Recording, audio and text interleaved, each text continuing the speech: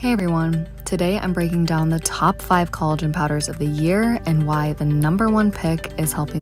Before games, I would have like coaches that would pray, and then some of the kids, I feel like they would be praying, but they would be like praying to win. Yeah. And I remember as a kid being like, the other team's also praying to win. Like, I feel like this, like the Christian sort of like prayerdom within like competitive games. Like sometimes I would be like, I don't know if God cares about like this game and this exact moment and who wins. So I'm curious, like, what was that dialogue? And not to delve into like your personal relationship, but like, pray for injury. I think it's a really good question and it's important. And I think there'd be a couple of takes on it from my opinion. And I don't know if they're right at all. It'd just be my opinion. I wouldn't discourage it because I really believe that God doesn't want us to have rehearsed prayers. Now, there can be really good prayers, but I really feel like God wants our heart. And I do think it's okay to say to God, I really want to win this game. I really want to do this. I really want. But then I think it's even more important to say, but if it doesn't happen, I still want to trust you more. Right? And I don't want to put my faith in this game or this thing or this corner office or this job or this podcast or whatever. I want to put it in you. And so I don't discourage people from sharing their heart. I actually believe that we look at scripture and you look at the life of David and man, he just poured his heart over and over and over to God in praise, in fear and doubt and unknown in so many ways. But then you look at how he'd sum it up to, and then it would go back to, but I'm still going to trust you. Mm-hmm. And I think that's something that's really important. And for me, so much was made about like Tebowing and prayer, and it was really weird and hard for me too. Why is that?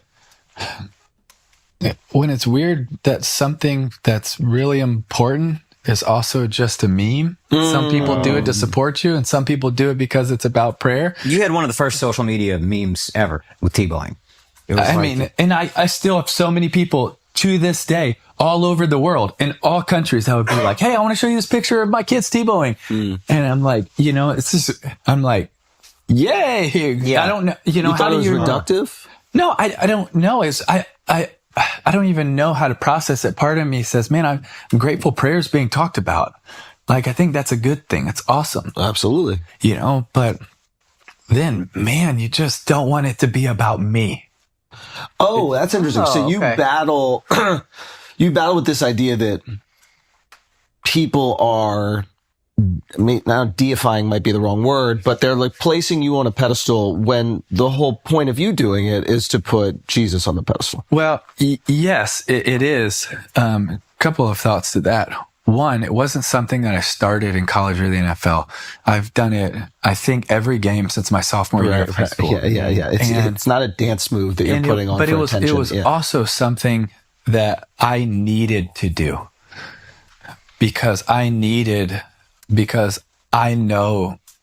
that what my pride and proclivities can lead me to. And so I would try to find that quiet space starting my sophomore year in high school and just give it to the Lord, win or lose.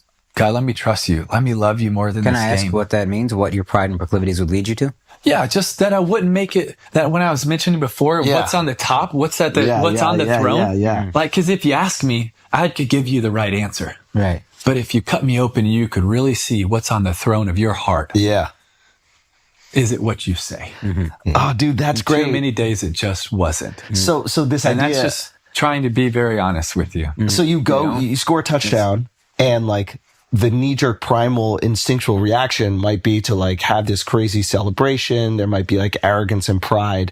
And so to remind yourself not to do that, to fall victim to whatever those instincts are, you're doing this Tebowing thing, and then it's memeified. Well, I think that's also where the media picks it up, and it gets back to here where people think I did it as a touchdown celebration. I don't think I ever did it one time as a touchdown celebration. No, I only did it pregame and postgame. Oh, I'm not even saying like. I thought it was because that's what gets reported. Yeah, I thought it was also during like game-winning kicks or whatever. You'd be on the knee, and then people thought you were. Oh, I would do that too. Yeah. But half the time you're just taking a knee because you're tired.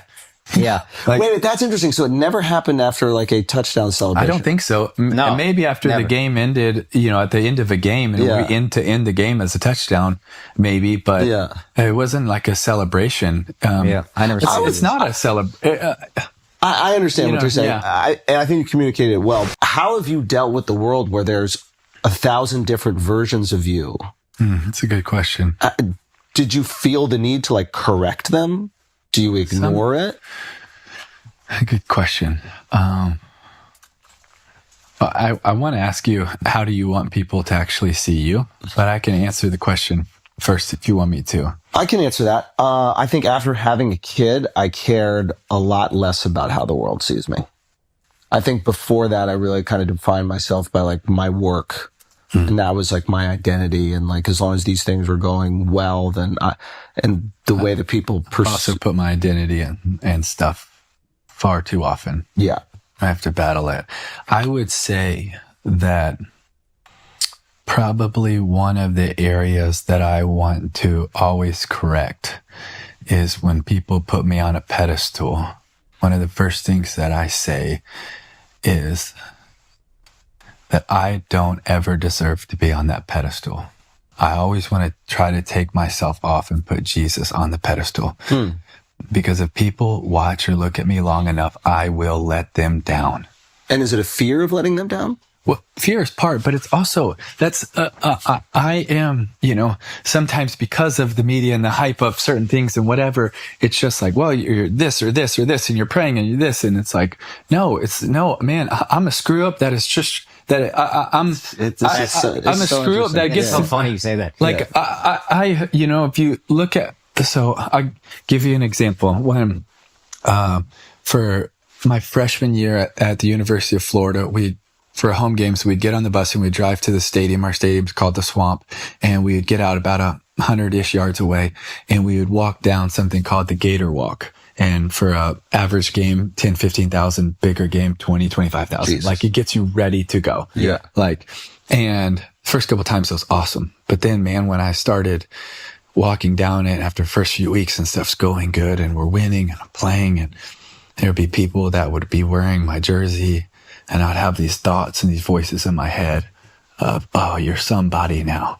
And I'd have these voices of like pride and arrogance. And then I would keep walking, and there'd be a mom or dad with their son or their daughter. And they would say, hey, I just want you to know you're a son's role model. You're a daughter's role model. And I wouldn't have confidence in it. I would actually have shame. And I would just want to say, no, sir, no, ma'am. Not if you knew me on my worst day. I wouldn't be their role model. Not if you knew my worst thoughts, my worst actions, my worst deeds. I wouldn't be their role model. And then you keep going, and there would be always opposing fans that would be saying stuff, and I would run and retaliate, and I would be angry. And that would be its own voices. And then there would always be near the end, even though there's not supposed to be media, right? There's somehow always media, and you always see it. They're walking right in front of you. The camera's literally right in front of your face, and they're asking some, grandiose question, and it would start to hit me, this fear of you're not enough. And I thought, man, I can't do this every week, because I think all of those things are true. You're not enough for their perception of you, or you're not enough Just to for handle all of it. There's the fear of you're not enough. Yeah. And so then I started, I thought, man, I can't listen to all these voices. And so I started this is back in the day, you had that old iPod thing, you have this circle thing, and with the headphones, and I would hug on my teammates, and I'd be the last one to walk through, and I'd put my headphones on, and I would listen to a song by Casting Crowns.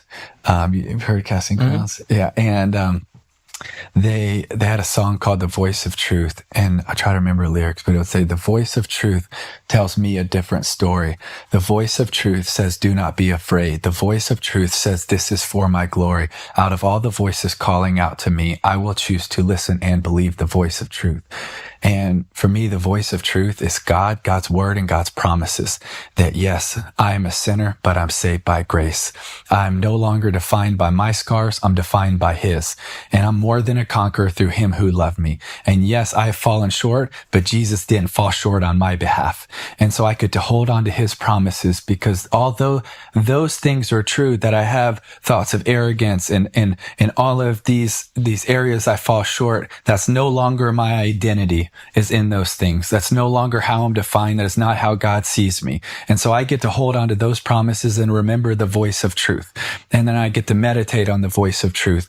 And so that's a long way of answering your question, but of trying to go back to God's word and his love for us. And remember, the greatest love story rescue mission of all time is the life of Jesus and what he did for us on our behalf, and to remember that and be focused and filled with that. And yes, that makes me want to take myself off of any pedestal and put him on it, because he's the only one that deserves it. What's interesting, you say that, is I think we feel this on a much smaller scale, but I think we're quick to be like, nah, don't put us on a pedestal, because we're going to fall off. We're not perfect.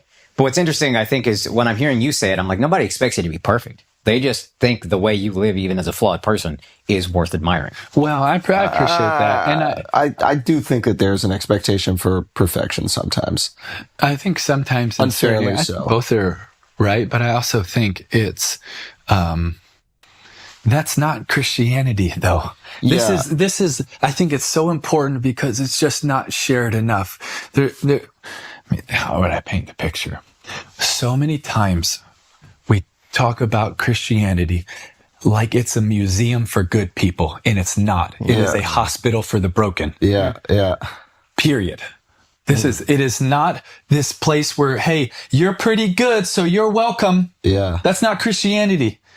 Like, Christianity is that we suck, Jesus didn't, and his blood counts for us. That you're broken, he's the healer. We're lost, he found us. Like, and and so that's a big heart of why it's like, no, man, I will let you down. He will never let you down. He is the ultimate redeemer and healer and reconciler. And I want to point to him, because I know my worst days, my worst thoughts, my worst actions. And I know I will let people down, but if I point him to him, he will never let them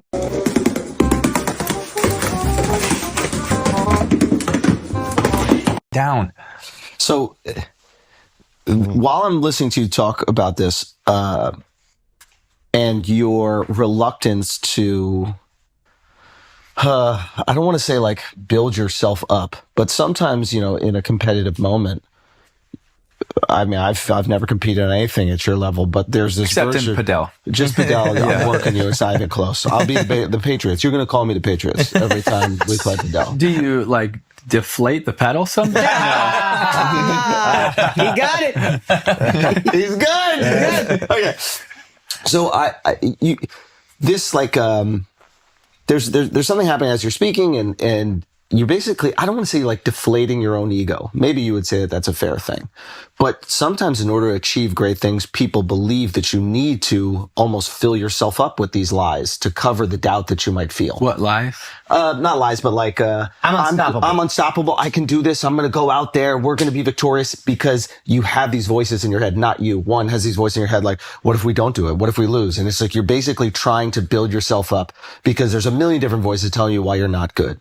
Yeah, I think I get that. But that's where I was going back to that song of the voice of truth, and remembering, okay, this isn't how I'm defined. I don't have to live in this sin, shame, and guilt, but I get to remember I'm more than a conqueror through him who loved me, and he has placed me here for this moment. He has placed me here, and I can have confidence in where he's placed me, and I don't have to live in that sin, shame, and doubt, although it wants to fight to creep back in. But I get to live in a confidence, because when we go back to hope, I believe that the best biblical definition for hope is to look forward with confidence, expectation, and anticipation, right? We get to do that. Yes, this is why I'm very happy that you said the word confidence specifically, because I think a lot of times for people maybe who weren't raised in a church or haven't been, aren't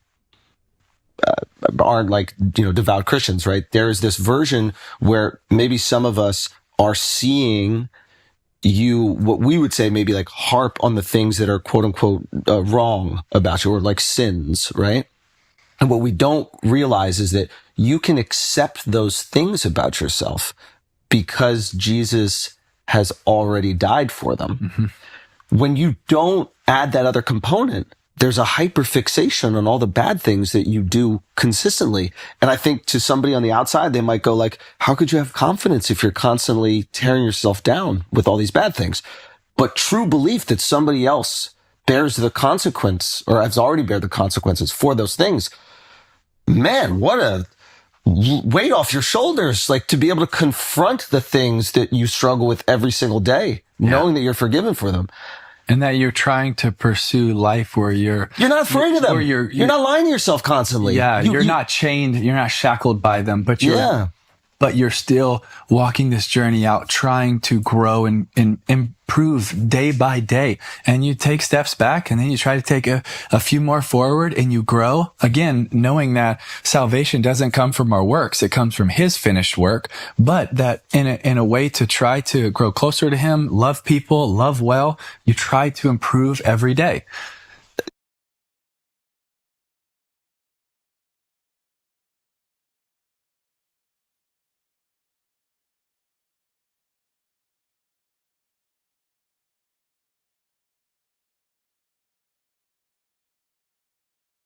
Online empire. Everything we do is real, authentic, and unfiltered. Worth hundreds of millions of dollars. So how do you explain it to the average person? Barstool, what is it? If you're sitting at a bar watching a game with your buddies. He's combative, he's colorful, and he's controversial. Our CBS Mornings colleague Tony DeCopel is talking with Dave Portnoy, the man behind Barstool Sports. The boss's office is a mess. I have to say, this is a terrible office. The worst. The headquarters resemble a frat house. It's got a dorm vibe. And faces aren't so familiar. And I don't even know who this guy is, so it's like... Welcome to Barstool Sports. So this is Barstool. This is it. All its glory. Okay, emergency press conference. A digital age company that is a force in American culture. At the center of it is Dave Portnoy. You have some pencil pusher in some ivory tower laughing at you. Somebody who knows anything about you. A reigning king of content and controversy. You like a fight. I don't like a fight. You don't like a fight. I don't go out of my way. But if you are going to pick a fight with me, I will do anything I can. You think you understand how this business works, but you don't. To ruin you. August 27th, 2003 is the birthday of Barstool. What was once a free weekly newspaper of gambling tips, founded out of his mom's basement in 2003, is now an online empire.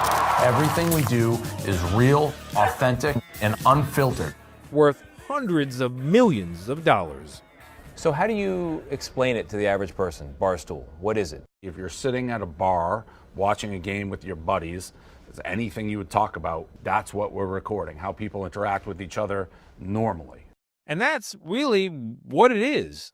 Podcasts and streaming shows of exactly that. People talking about pretty much anything. Football, trivia, movies, food. One bite, everybody knows the rules. Like Portnoy's own One Bite pizza reviews. This is as good as anything I've had in Manhattan. We have a bunch of hopefully creative, funny, talented people, and we let them just run wild. And it's managing that ship. As for managing himself, well, he doesn't hold back. Best boss ever. Yeah, he's a kiss up. What is it inside that tells you, I don't care? I feel like I have a good moral compass, so I don't care what people say. I never have. Over the years, that's led to outrage and accusations that Portnoy is just another online troll. Sexist, racist, and as alleged by a 2021 article about his sex life, rough and demeaning in bed. Allegations he flat out denies and have never led to charges. Almost every time your name is in the New York Times, it says Dave Portnoy, comma, who has a history of racist and sexist remarks, close comma, whatever they're talking about. You object to that. I object strenuously to that, and I hate them. They're the ones who have said it, or people who don't like me. I feel like virtually every single criticism, and some of them are brutal, have context around them that a fair-minded person, if they looked at the evidence, would be like, what they're saying about him is just not true. But once it's said, it will never go away. Raised in a liberal Jewish home outside of Boston, Portnoy now represents a movement in conservative politics, a young, mostly male fan base who turned away from Democrats and voted for Donald Trump. So, what happened to the Democrats? Why did they lose so many young men? People often think I have the answer. My nutshell is generally they were very anti-normal guys. Like if you, there's what do you mean normal guys? It's okay. Are to you be saying like, there's only one way to be a guy? If that girl's hot, hey, that girl's hot. I want to drink. I want to party. I like frat parties. I like that. That was all bad. Like, and to be honest, it's the white guy, and this sounds, but was the bad guy. Became the bad guy. And there's a lot of white dudes who are like, well, I'm not the bad guy. Like, what are you getting mad at me for? I wasn't here for colonialism or any of the stuff that you guys are complaining about 200 years ago. Like, what did I do? And even with the Trump stuff, he won the election. And, you had a candidate basically calling you a deplorable or, you're a Nazi if you vote for Trump. I don't know if they use that exact word, but it felt like that. Lately, though, Portnoy has been in the headlines not for crossing a line, but for his efforts to draw one on anti-Semitism. I've seen in my own experience, just being Barstool, the difference between how much hate I get. I mean, occasionally you get, hey, kike or Jew or whatever. It's every day now. Like, there's a definitive shift in what's going on. So, yes, now I for me, being a Jewish person, like, you got to step up. You're kind of someone people look up to in the Jewish community. You have to be like, all right, this is not normal, ha-ha, with the guys. People are coming in with real hate. How do you explain that line to people? It's a tough one, and sometimes they always don't get it. And just last week, a man was arrested for using an anti-Semitic slur at Portnoy while he was taping a video in Mississippi. The success of Barstool and yourself is based on not being afraid to offend, right? Speech is speech, a joke is a joke. Do you see a connection between what you unleashed and what you now have to deal with? No, because I think Barstool and myself has always had a pretty good moral compass. So we've never stood for hate or anything of that ilk. I mean, do I think that feminists should complain about a Diet Coke can being skinny and that somehow is like leading to a eating disorder by Diet Coke having a skinny can? That I think is crazy. And there are things that I think people get far too worked up, like he, she, verbs, like crazy to me. Making jokes that you are trying to hurt people's feelings and are based in hate, that's never flown with us. I'll talk more politics, probably unfortunately becoming my dad. He's voted for Trump 3 times.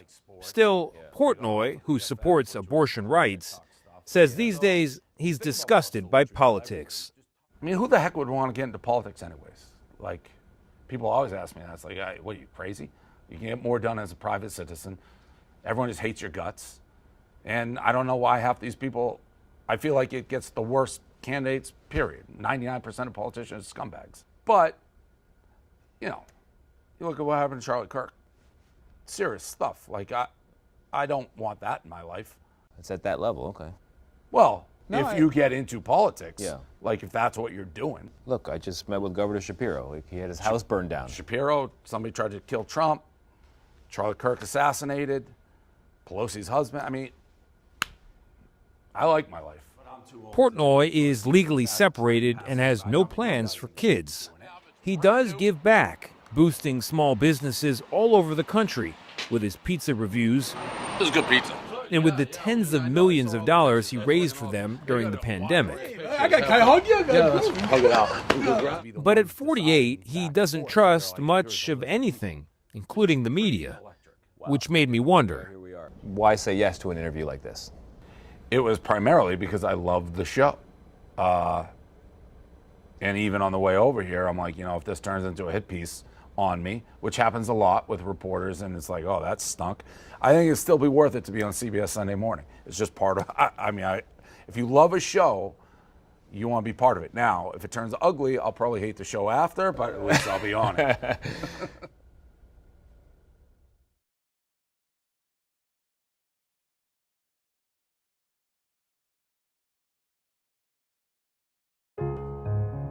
I've been playing piano long before most of the staff here at Atria were born. The word, but it's not being condemned. New York City Mayor-elect Zoran Mamdani may be angling to bring socialism to the Big Apple, but not so fast. His campaign promise for free buses has already hit the brakes. And he's now finally realizing the importance of collaborating with the White House, vowing to reach out to President Trump before taking office. And the ultimate dealmaker will no doubt have a bit of a reality check for the radical rookie.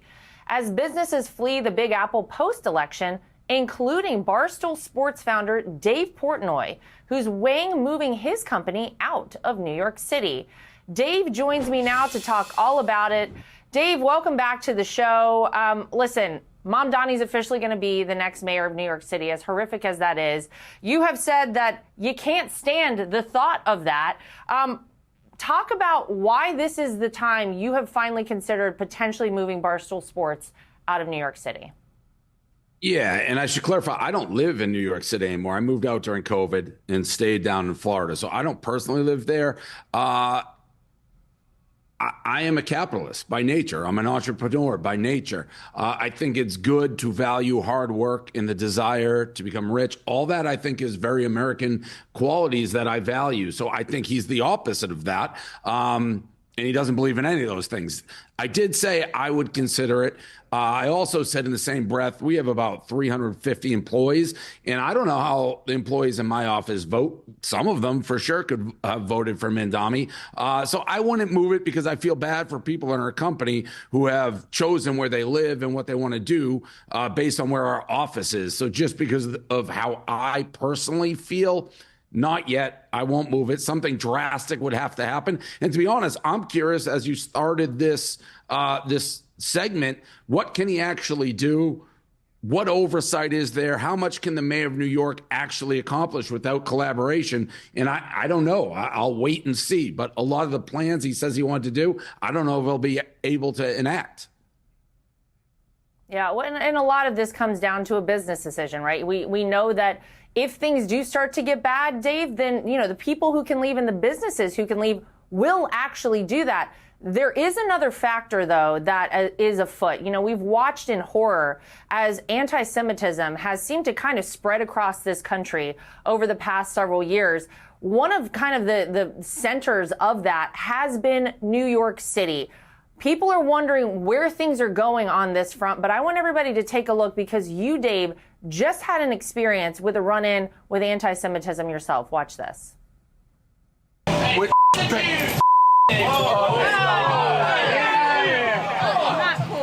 in the camera, buddy. So, Dave, what happened in this clip that we just watched there? And I think a lot of people are wondering, how did we get to this point in America, and how do we get back to a place of civility? Because this is crazy. Yeah, so I was doing a pizza review in Mississippi, and a kid came up, F the Jews, threw a bunch of coins at me. So that just happened the other day, recently. I've given it a lot of thought, and I think there's a variety of factors how we've gotten here. People aren't putting their foot down. It starts at colleges. People are getting away with basically threatening and intimidation and hate speech, and it's for somehow being I don't know if protected is the word, but it's not being condemned the way it should. It's basically was allowed on college campuses and throughout. And then the internet is a cesspool. Like social media has allowed what I would think faceless names who in the past, live in a corner of their own lives and they're not normal people, have all kind of, I guess, been able to express themselves online. And there's a couple hate people out there, a couple sites. They all kind of follow these people, and it's a place for them to meet, and it grows online.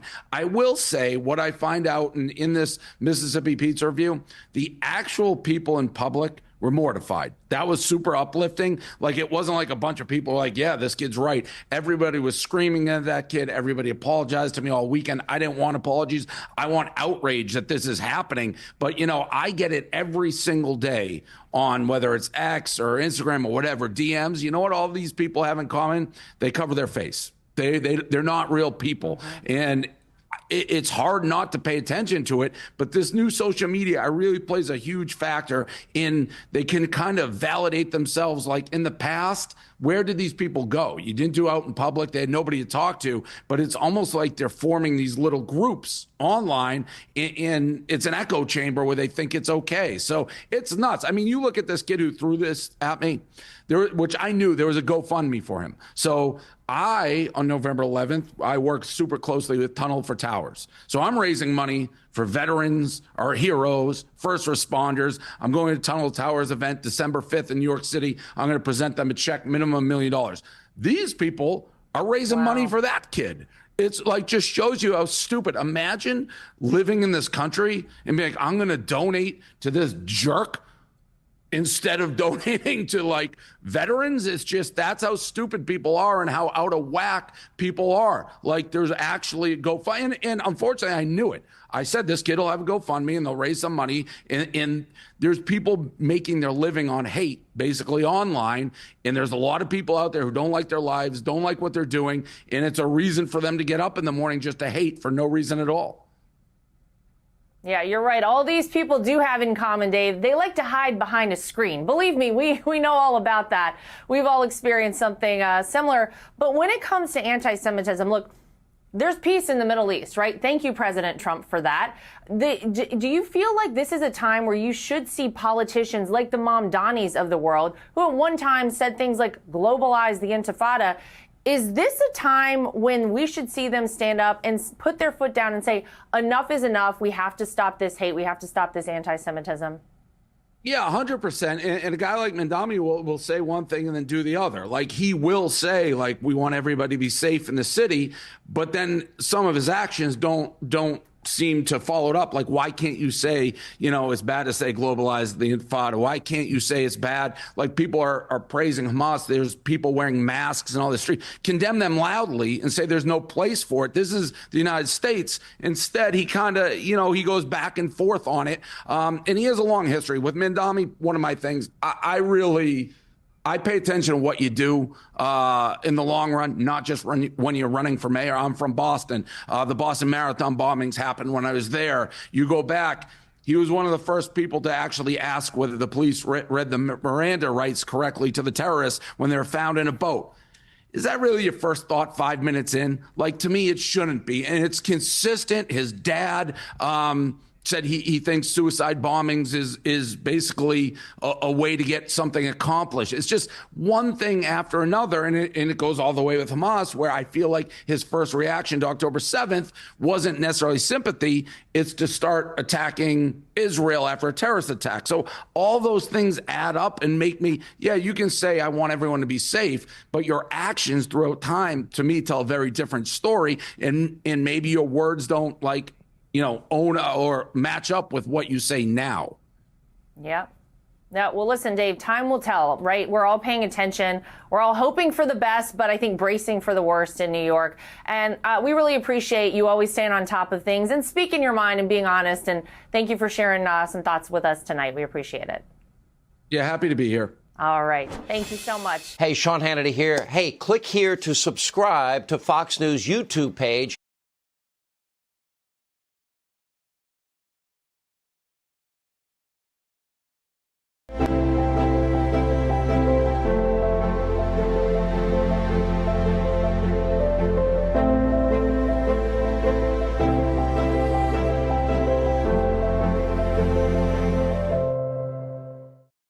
President Trump is now calling on Republicans to release the Epstein files, and a vote could come as soon as this week. What a change that is. Mark Meredith is live at the White House on that with us. What's the latest, Mark?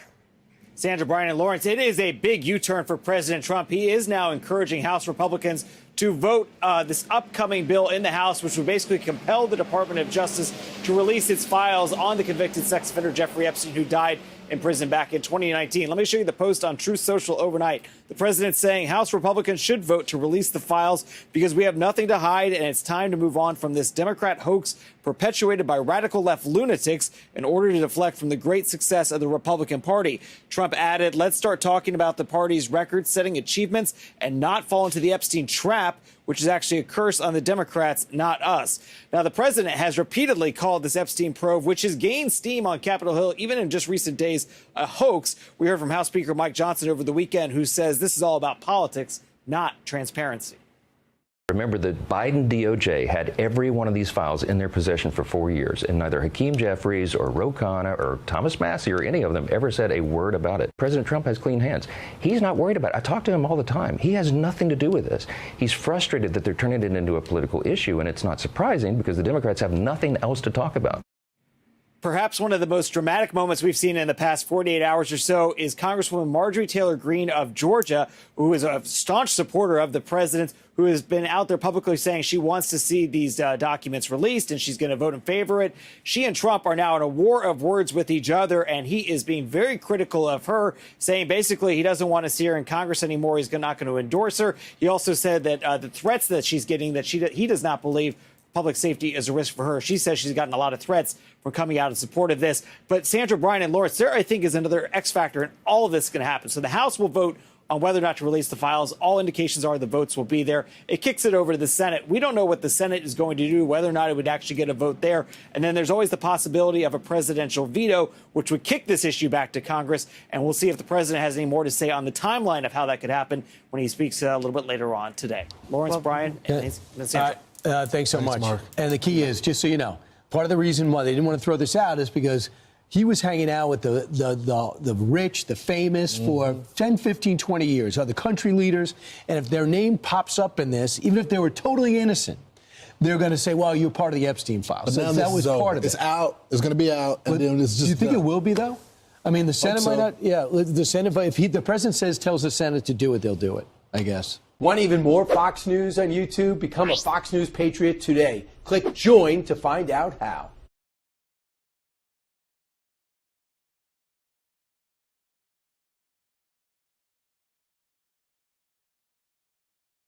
House Minority Leader Hakeem Jeffries. Leader Jeffries, thank you for coming to the weekend again. Good morning. Great to be with you. I want to start with this discharge petition because I assume that Marjorie Taylor Greene will sign on because that was her kind of first splintering from President Trump and other Republicans. But what are you doing as leader to get other Republicans to sign on, and who are you targeting? Well, there are at least 25 different Republicans who, in a variety of different ways over the last several weeks during the Trump Republican government shutdown, indicated that there absolutely needed to be an extension of the Affordable Care Act tax credits. And so our view is that we just need a handful to join us to keep their word to their constituents so we can actually prevent tens of millions of people from experiencing these dramatically increased premiums, copays, and deductibles that will prevent them from being able to go see a doctor when they need one. So then, Leader Jeffries, the point you just made is an excellent one. Unfortunately, Speaker Johnson doesn't seem to be quite there yet in terms of holding a vote on ACA benefits. I want to play for you something he said on Wednesday at the Capitol. Who are you going to trust to fix health care? It's the Republican Party, because we have volumes of ideas on how to do this, on how to fix it, on how to drive costs down, and how to increase access to care and quality of care, and you're going to see all that vigorous debate. So the answer to your question is, am I going to guarantee a vote on ACA unreformed COVID-era subsidies that is just a boondoggle to insurance companies and robs the taxpayer? We got a lot of work to do on that. Leader Jeffries, Speaker Johnson says that Republicans have a whole lot of plans and everything to drive down costs. Have you seen any of them? Or is he selling wolf tickets? He's definitely selling wolf tickets. And Mike Johnson and the Republicans, particularly the leadership, they continue to bury their heads in the sand. They were on a taxpayer-funded vacation for 7+ weeks, missing in action, absent without official leave, nowhere to be found, uninterested in trying to extend the Affordable Care Act tax credits, or deal with the Republican health care crisis that's devastating people all across the country. We know what their plan is to the extent that it exists. It's to destroy the Affordable Care Act. It's to rip Medicaid away from millions of people. It's to trigger closures of hospitals, nursing homes, and community-based health centers that are closing all across the country as a result of what they've done in their one big ugly bill.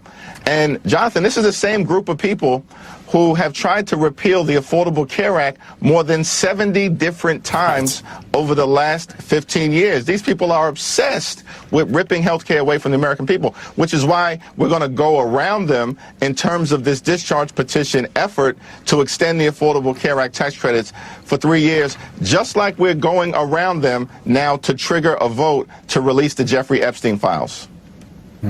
Now, Leader Jeffries, I know you've been asked repeatedly this week about whether or not Senate Minority Leader Chuck Schumer has your stamp of approval for the way that he handled his group of Democratic colleagues. I'm not going to put you on the spot about that again, but what I would like to know is you and Leader Schumer obviously have to work very closely together as co-leaders of Democratic lawmakers in Congress. Has he indicated to you whether or not he's seeking re-election again in 2028?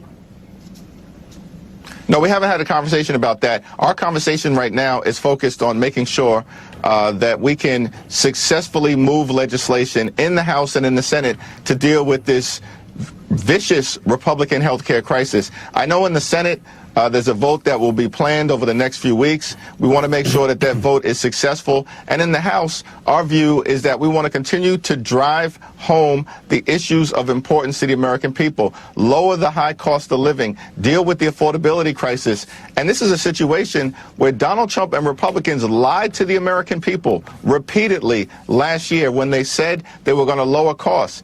In fact, they said they were going to lower costs on day one. But we know costs haven't gone down. They're going up. Housing costs out of control. Grocery costs out of control. Utility costs, electricity bills skyrocketing. Child care costs out of control. And now tens of millions of people facing the possibility of their premiums going up, in some cases by $1,000 or $2,000 per year. These are working class people and middle class people. It's unaffordable for folks to live in America because of the Republican policies that are making things worse right now. Does it complicate Mr. Schumer's ability to lead if he's not seeking re-election? Well, the House has to run every other year. The Senate does have the privilege of the 6-year term. And so, I think as it relates to Leader Schumer, he's not even up for re-election until 2028. And we, of course, make these leadership decisions every 2 years. And so I think Senate Democrats are appropriately focused on making sure we finish the job. Like, we're in this fight until we win this fight for the American people on all the things, certainly as it relates to dealing with the high cost of living, the affordability crisis, and that certainly is the case in terms of dealing with our broken healthcare system that Republicans continue to destroy. And this is hurting people all across the country. Rural America, working class America, small town America, the heartland of America, and black and brown communities throughout America. This is not a partisan thing for us. It's a patriotic thing to save the healthcare of the American people. When you talk to younger folks, when all of us talk to younger people, especially as they looked and saw the shutdown ending, they saw these 8 Democrats come out. What they see is like, you guys teased us with a fight, right? Like that the Senate Democrats teased folks with a fight for a long time. We might have another shutdown because we're here. We had a January 30th is the next time that you guys have to vote to fund the government. How should Democrats do this? How should they actually continue to fight but keep the government open? Do you see a fight coming, or is this going to be a smooth sailing one this time around? I definitely don't think that it's going to be smooth sailing if Republicans continue to adopt this my way or the highway approach, which is basically what they've done from the very beginning of Donald Trump's first day in office, which is, let's try to jam their right-wing ideology down the throats of the American people. That's what the one big ugly bill was all about. And Democrats were united in pushing back against that in both the House and in the Senate. But think about it. Their signature legislative accomplishment this year was to rip Medicaid away from 14 million people. the largest cut to Medicaid in American history. And in that same bill, they cut SNAP benefits by $186 billion. By the way, that's also the largest cut to SNAP in American history, and they did all of this so they could provide massive tax breaks to their billionaire donors, and they made those tax breaks permanent so they could eternally subsidize the lifestyles of the rich and shameless. These people are out of control. It's extraordinary, and so we've got to continue to aggressively push back against that in terms of their toxic policies that are hurting the American people. Leader Jeffries, let me get you on one thing before we have to let you go. Michelle Cottle in the New York Times with the headline, Democrats need a wartime consigliere. Hakeem Jeffries isn't one. And here's what she writes. Mr. Jeffries' fatal flaw is that he's too unobjectionable. He comes across as too smooth, too reasonable, too benign to cut a compelling opposition figure in the Trump era when attention and attitude are everything.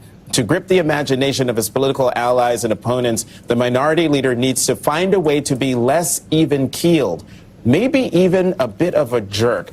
Leader Jeffries, when I read that as a black man, I thought, she has no idea what it means to be an African-American leader at the level that you are. Just love your reaction to what I just read.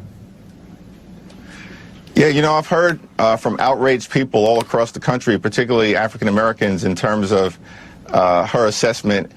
You know, I don't want to comment on her view one way or the other than to say we've been fighting hard collectively as House Democrats, aggressively pushing back from the very beginning of Donald Trump's presidency, and we're going to continue to do that, standing on the shoulders of giants like John Lewis, who always told us, show up, stand up, speak up for what we know is right. Be strategic in how you do it. Our civil rights leaders, of course, were strategic in how they approached the fight, but they always brought the righteous indignation toward that fight. And as House Democrats, that's what we're going to continue to do. And building on these off-year elections that just occurred, we are going to take back control of the United States House of Representatives, and I'm proud to help lead that fight to end this national nightmare in the United States of America and continue our country's great march toward a more perfect union. Go ahead, Leader Jeffries. I have another question, but we're going to have to keep it there. My EP's going to kill us. House Minority Leader Congressman Hakeem Jeffries, thanks so much for joining us this morning. We always appreciate it. Thank you all.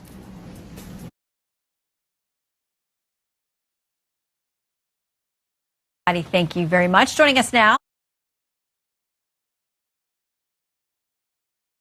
Thank you very much. Joining us now, House Speaker Mike Johnson. Welcome back to Fox News Sunday. Glad to be back. Okay, so a lot to unpack. The shutdown is over since the last time we talked, but now you have 9 appropriations bills that have to get through the House and the Senate to the president's desk by January 31st.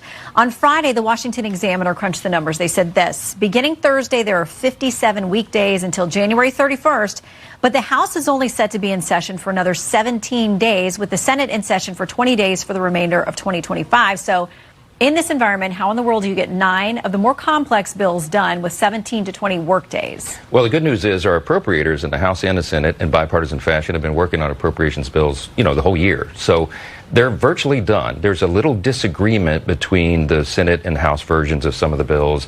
The top line numbers are a little bit different. We got to resolve that. But we can certainly get that done in the amount of time that's still on the calendar. Just because we don't have legislative voting days, it doesn't mean Congress isn't working. There's this idea out there that Congress goes on vacation. Shannon, I haven't had a day off in 2 years. I mean, we work around the clock on these things. Our appropriators in particular have been working very hard, and they're ready to go. So I'm very optimistic we can get the rest of the appropriations bills done. And this is the key point. We are returning to regular order, the way this is supposed to work. Congress hasn't done this for many years. And I'm really proud of this achievement. Having gotten 3 bills signed into law on Wednesday night, 3 approach bills is a big achievement. I know that seems like a low bar, but we're getting Congress back to the way it's supposed to work so that we can be better stewards of the taxpayers' dollars. So this idea of you haven't had a day off, but your critics are saying, well, the House hasn't been here. We hear paid vacation for 6, 7, 8 weeks, that members have not been here. And listen, I've heard from Republicans, too, some of them frustrated that there wasn't work happening here on issues that could have been handled outside of the shutdown. There are about 3 of them that were frustrated. 99.9% of House Republicans were united in that, and they will tell you, and they have said publicly and privately, they've had some of their best work of their careers during the shutdown because they were in their districts with their constituents, helping them navigate through the chaos of the shutdown that the Democrats Democrats created. Remember, the Democrats in Congress voted 16 times to keep the government closed, to bring on the longest shutdown in U.S. history, and to exact all this pain on the people. And for what? I mean, millions of American families went without food on their tables over this period. You had millions of Americans stuck in airports and stranded because their flights were canceled. You had troops wondering where their next paycheck was going to come from.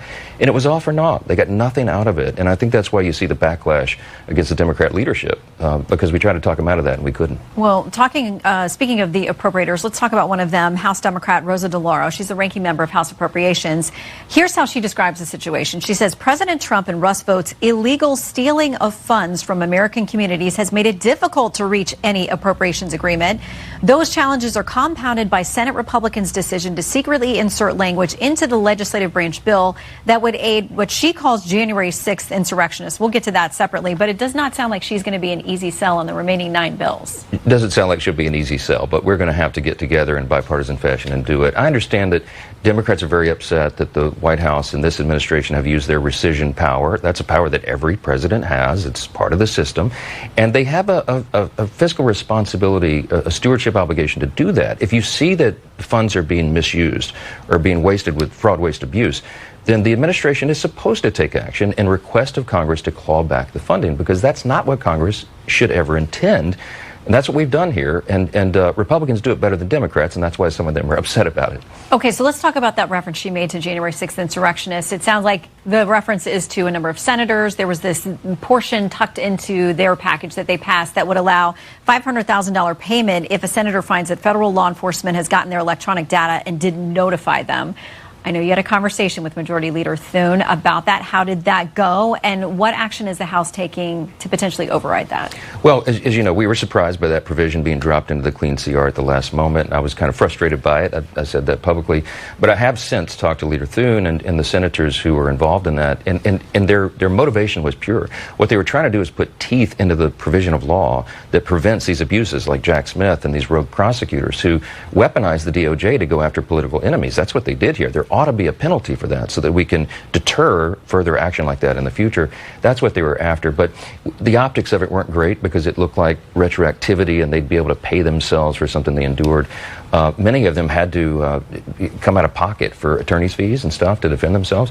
But I think we need to adjust the dates on it so that the optics are better. But I think getting teeth to that provision is an important thing that we all ought to be in favor of. Is there going to be a House measure that would just change the dates but allow that potential penalty to stand, or get rid of it altogether? We probably will repeal that provision. That bill's already been filed. I had to commit to my members that we would do that. We were all surprised by it.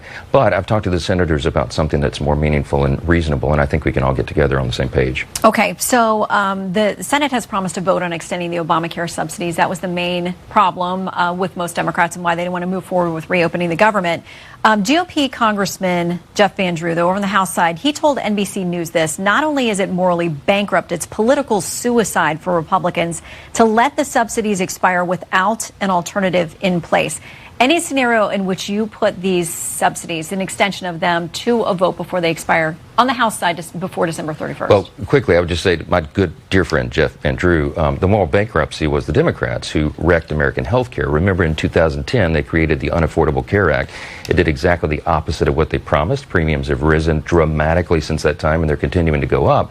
Part of the reason for that is that instead of fixing the problem, the Democrats just want to subsidize the broken system. They want to spend taxpayer dollars and dump it onto the broken system.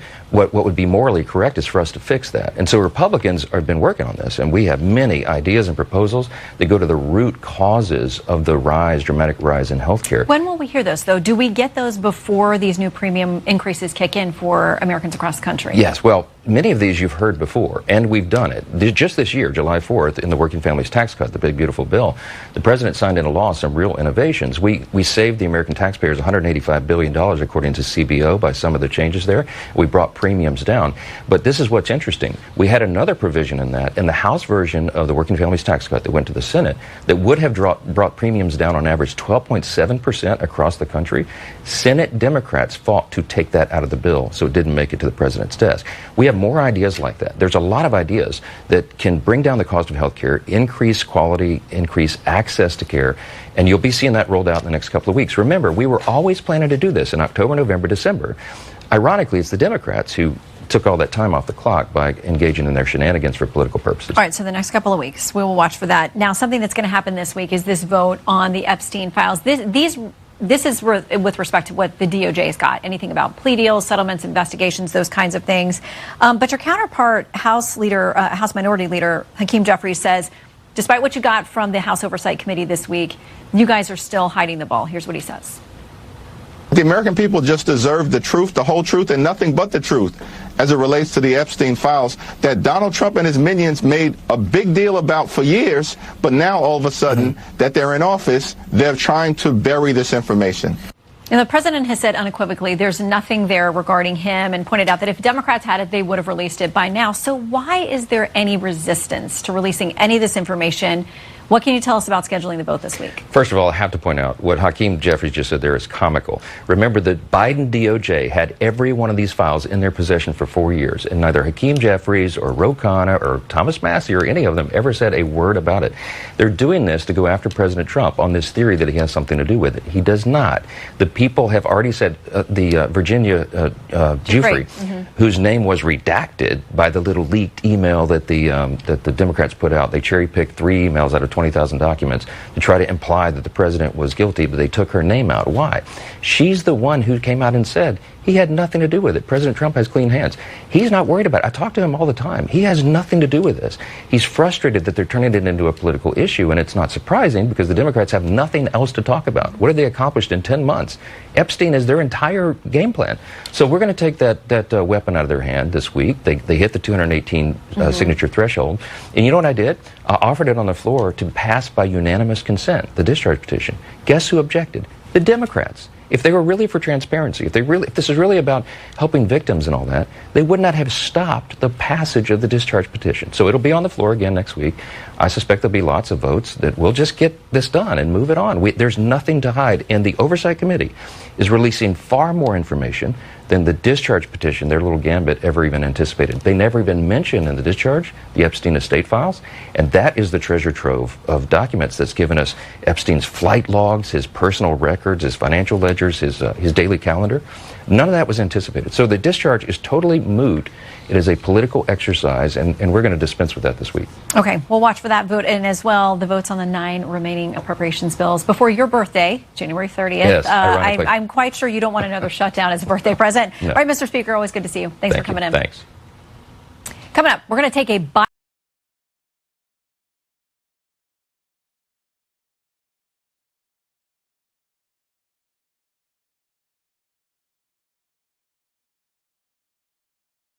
Feeling sluggish? Detox and recharge with Dr. Mercola Organic Astaxanthin Gummies. Made with... Yeah, I'm going to vote yes. I mean, I've said all along. I want to start first with this potential vote. You did not support the discharge petition. How are you planning to vote next week? Yeah, I'm going to vote yes. I mean, I've said all along I'm for, total transparency here, consistent with protecting the victims. And so this is going to be coming for a yes up or down vote on the House floor next week, and I plan to vote yes. That was GOP lawmaker Kevin Kiley becoming the latest in what promises to be a long line of Republicans who are feeling increasingly unburdened to be able to defy Trump and vote in favor of releasing the Epstein files when it comes up for a vote next week in the House. Kiley joins Warren Davidson, who also didn't vote for the discharge petition, but who, once it passed, then came out and said this. Look, I think the Oversight Committee, I'm going to vote for it if it comes up because... You'll vote for the bill. Yeah, because, look, I think the Oversight Committee has pushed out a lot of disclosures.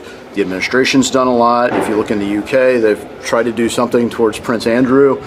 But one of the things that went away during this shutdown is Pam Bondi was supposed to come to the House and answer these questions. And look, I'm not on the Judiciary Committee, but I did want Pam Bondi to come and do some explaining. And of course, Kiley and Davidson are joined by Eli Crane, Don Bacon, and 4 other Republicans who'd signed onto the discharge petition: Lauren Boebert, Marjorie Taylor Greene, Nancy Mace, and Thomas Massie, at a bare minimum. Massie, for his part, explained that now that the vote is inevitable, support for it will, quote, snowball. Now, why is that important? Because even if it passes the House and passes the Senate, which is a tall order considering it'll require not 50 but 60 votes in the Senate, which means 13 Republicans have to defect, then it's clear that Donald Trump will just veto the legislation.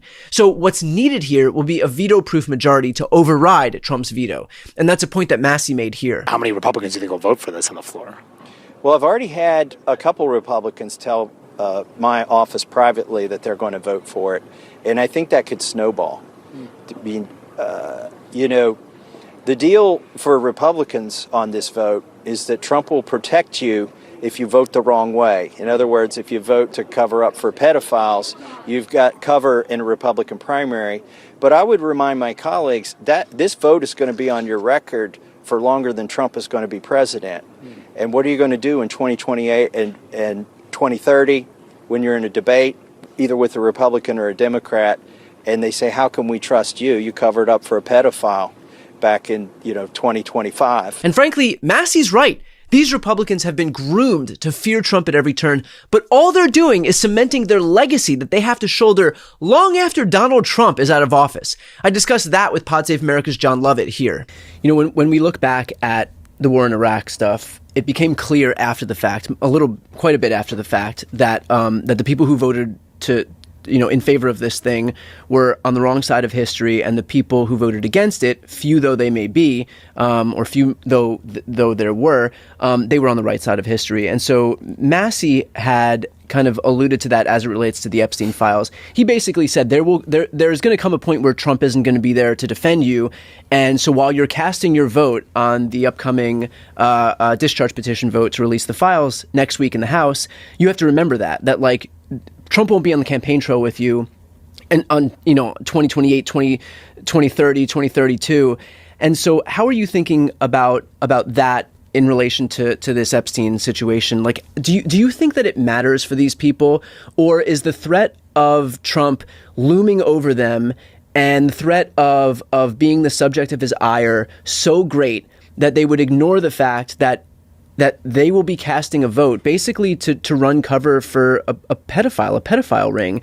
Like, are they thinking about it in the same lens as the Iraq War and how they'll be remembered for a depraved vote? Or are we just so calcified in our polarization and so afraid of Daddy Trump that even if it means we have to literally protect a pedophile ring, that's a vote that they're perfectly willing to take? I think we're going to learn a lot next week. It's very interesting that Trump brought Lauren Boebert to the White House to try to buttonhole her into voting no, because once Grijalva was seated, they needed to pull one person off. They couldn't get her, right? They can't get Marjorie Taylor Greene. They can't get Thomas Massey.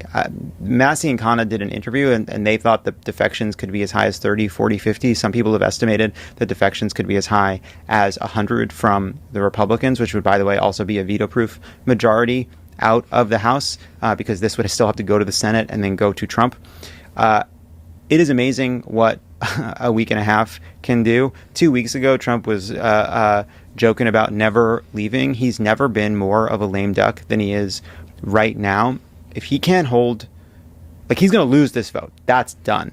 And because he's going to lose this vote, and it's going to be on the record, Mike Johnson tried to do what's called unanimous consent to try to get it through without anybody having to be on the record. I think that is both because he knows a lot of his members are afraid to vote yes, and he knows a lot of his members are afraid to vote no. But I think that the floodgates could really open, and that is going to make Trump look incredibly weak. It's also then going to go to the House, to the Senate, where all of a sudden a bunch of these senators are going to be like,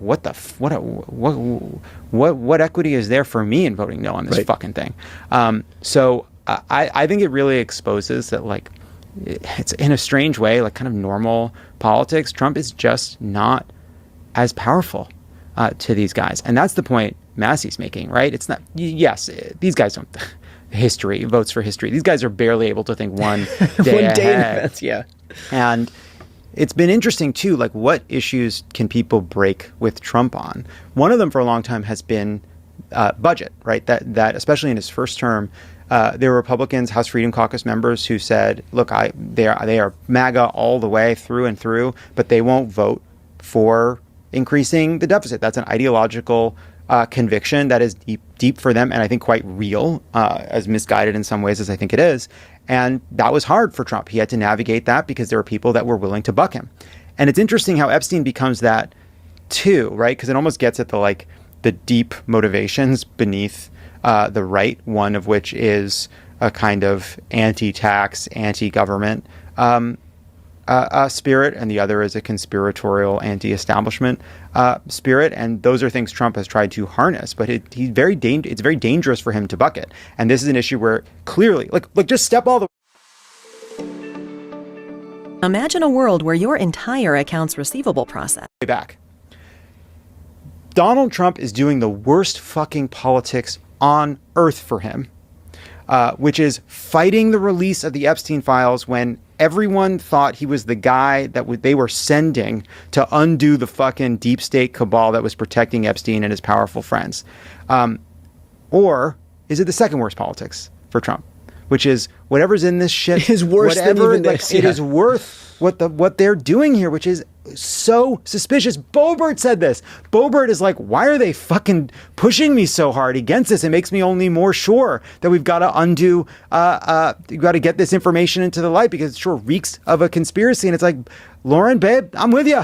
I can't believe how much this has made all of us conspiracy theorists, because for years this was Pizzagate and secret codes and emails and a cabal of Hollywood Democrats and fucking Jews protecting a ring of high-level Mossad pedophiles, whatever the full breadth of the conspiracy was. Then all of a sudden Donald Trump is president, and there really is a group of people inside the Department of Justice preventing us from understanding what is going on with Epstein. As Ghislaine Maxwell, one of the most despicable fucking sex traffickers of notoriety in American history, Epstein's girlfriend pimp, is being given a dog to pet and transferred to a minimum security fucking prison with no explanation?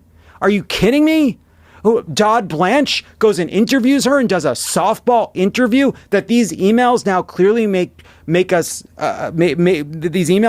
clear either he was trying to avoid the truth, didn't know how to get at the truth, or was snowed by this person. Lauren Boebert, how bad has Trump managed this? How fucking deep does this go? Lauren Boebert and I are equally conspiratorial at this point. So the reality here is simple. While things might seem convenient now to blindly defer to Trump, he won't be around forever. But your vote to defend a pedophile ring will. That's not something that you'll be able to outrun or try to explain away. There are already too many Republicans who are able to acknowledge objective reality to be able to give you any cover when a few years down the line, your vote to protect pedophiles suddenly becomes inconvenient without that assurance of protection from Daddy Trump. And to that end, someone should probably let Mike Johnson know. Speaker, you say that you're for full transparency, so why not just urge all your Republicans to vote for this Massey Connell bill on the Epstein files next week? Put out all the files. Let the American public judge for themselves what these we are. files Thank all you about. for asking the question. We have been for maximum transparency of the Epstein files from the very beginning. What I was opposed to is the reckless disregard that was used in drafting the discharge petition. And we've been over this many times, but it was not drafted in such a way that it would adequately protect innocent victims. We have a responsibility to do that. There's as many as 1,000 women, by some estimates, of people who have been victimized because of the sex trafficking and Epstein and all these horrendous, heinous crimes, and we can't have them subjected to any further harm. So we wanted to make sure that they were properly, whose names were properly redacted out of the files. But the discharge petition is not only reckless, it is also a totally moot point. The Oversight Committee has been working, as you all know, around the clock, working on this. And you have some of the toughest members of Congress on the Republican and Democrat side who are working in bipartisan fashion to go through and release those files.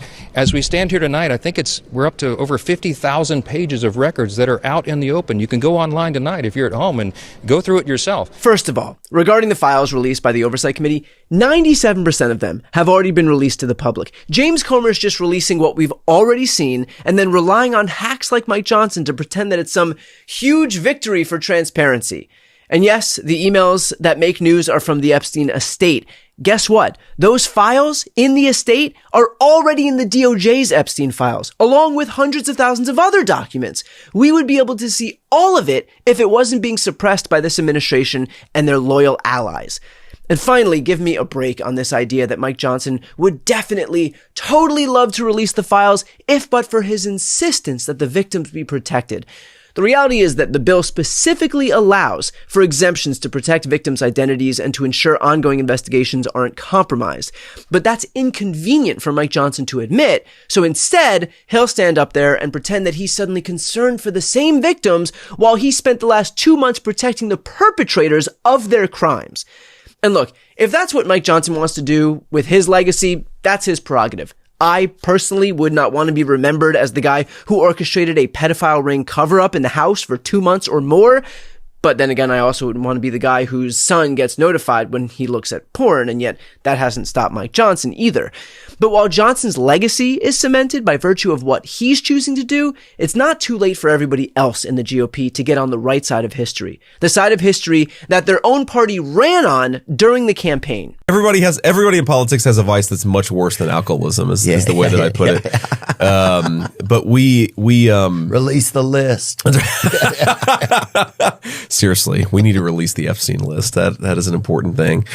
You say that the FBI has Epstein's list. They're sitting on it. That doesn't seem like something you should do. You're protecting the world's foremost predator. That seems like an evil thing to do, regardless of who may be embarrassed in the release of that list. Why is the FBI protecting the greatest pederast, the largest scale pederast in human history? Simple, because of who's on that list. You wondering why we're not hearing more about this Epstein case? I mean, the guy was only connected to just about every major player in the swamp internationally, and yet you don't hear much about it. And what the hell are they hiding with Jeffrey Epstein? I mean, hell, even Trump himself exploited the issue on the campaign trail. Nice guy. Got a lot of problems coming up, in my opinion, with the famous island with Jeffrey Epstein. You raised the question of Jeffrey Epstein in your remarks about in the Q&A. Well, I think he's got a problem. I mean, what do you think the problem will be? I don't know, but that island was really a cesspool. There's no question about it. Just ask Prince Andrew. He'll tell you about it. The island was an absolute cesspool. So the Republicans have a choice here. They can be on the side of the victims, on the side of their own voters, on the side of what they themselves promised during the campaign, or they can be on the side of one man, Donald Trump, who is implicated in the Epstein files and wants to protect only himself. More and more Republicans are recognizing that there is no utility in taking that toxic position for a lame duck president and a friend to the most notorious pedophile in American history.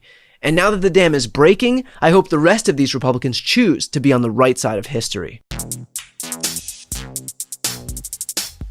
Before you go,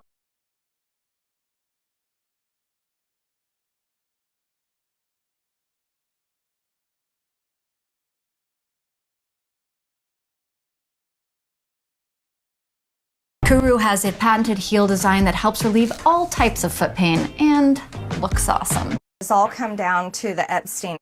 It's the political breakup heard round the world. President Trump severing ties with at least one of his closest allies, declaring, "I am withdrawing my support and endorsement of Congresswoman Marjorie Taylor Greene," even calling for primary challenges against his one-time loyalists and attacking her as, quote, wacky, a ranting lunatic, a rhino, and a traitor. This is days before the House of Representatives is set to vote on releasing the Epstein files. It's a stunning breach between two MAGA leaders, one of whom is here with me now exclusively for her first interview since the president cut ties. Republican Congresswoman Marjorie Taylor Greene of Georgia, thank you so much for being here, as you just heard. And I know you saw the president says he's withdrawing support for you, encouraging primary challengers. You were one of his biggest supporters. What do you think happened here? Well, Dana, thank you for having me on, and that is true. I stood with President Trump when virtually no one else did. Campaigned all over the country, spent millions of my own dollars helping him get elected, and I think that's incredibly important. And I do support him and his administration, and I support them in delivering the campaign promises we made to the American people. His remarks, of course, have been hurtful. However, I have something in my heart that I think is incredibly important for our country, and that is to end the toxic fighting in politics. And this has been going on for years, and it has divided our country, split up friends and families, neighbors, and it's not solving our problems. The most hurtful thing he said, which is absolutely untrue, is he called me a traitor. And that is so extremely wrong. And those are the types of words used that can radicalize people against me and put my life in danger. What do you think happened? What do you think is the reason for this? Unfortunately, it has all come down to the Epstein files, and that is shocking. And, you know, I stand with these women. I stand with rape victims. I stand with children who are in terrible sex abuse situations. And I stand with survivors of trafficking and those that are trapped in sex trafficking. And I will not apologize for that. I believe the country deserves transparency in these files. And I don't believe that rich, powerful people should be protected if they have done anything wrong.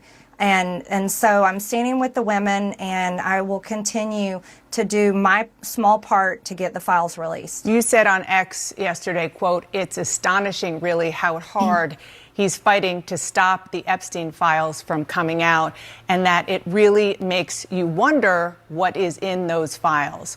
Are you suggesting there's something in the Epstein files that President Trump does not want Americans to see? Well, I think that's the part that has so many people confused, is that the women themselves that I have talked to have over and over again said that Donald Trump did nothing wrong. Quite a few of them even told me they voted for him. And those are the women I would like to see in the Oval Office with support. I would like to see all of the women there with support. I have no idea what's in the files. I can't even guess, but that is the questions everyone is asking, is why fight this so hard? Well, before this blow up, you sort of alluded to this just now. You said you were confident the president wouldn't be implicated. Are you still confident of that? I'm listening to the women. Those are the ones that are saying that he did nothing wrong. Virginia Giuffre even said under oath that Donald Trump did nothing wrong, and she wrote it in her book. So I'm continuing to listen to the women, and I think their voices should be the loudest. The president said the reason that you have been critical of him is not necessarily Epstein, but because he pushed you not to run for the Senate or for governor in Georgia. How and when did he do that? Well, that is absolutely not true. Actually, I never had a conversation at all with the president about running for Senate or running for Georgia.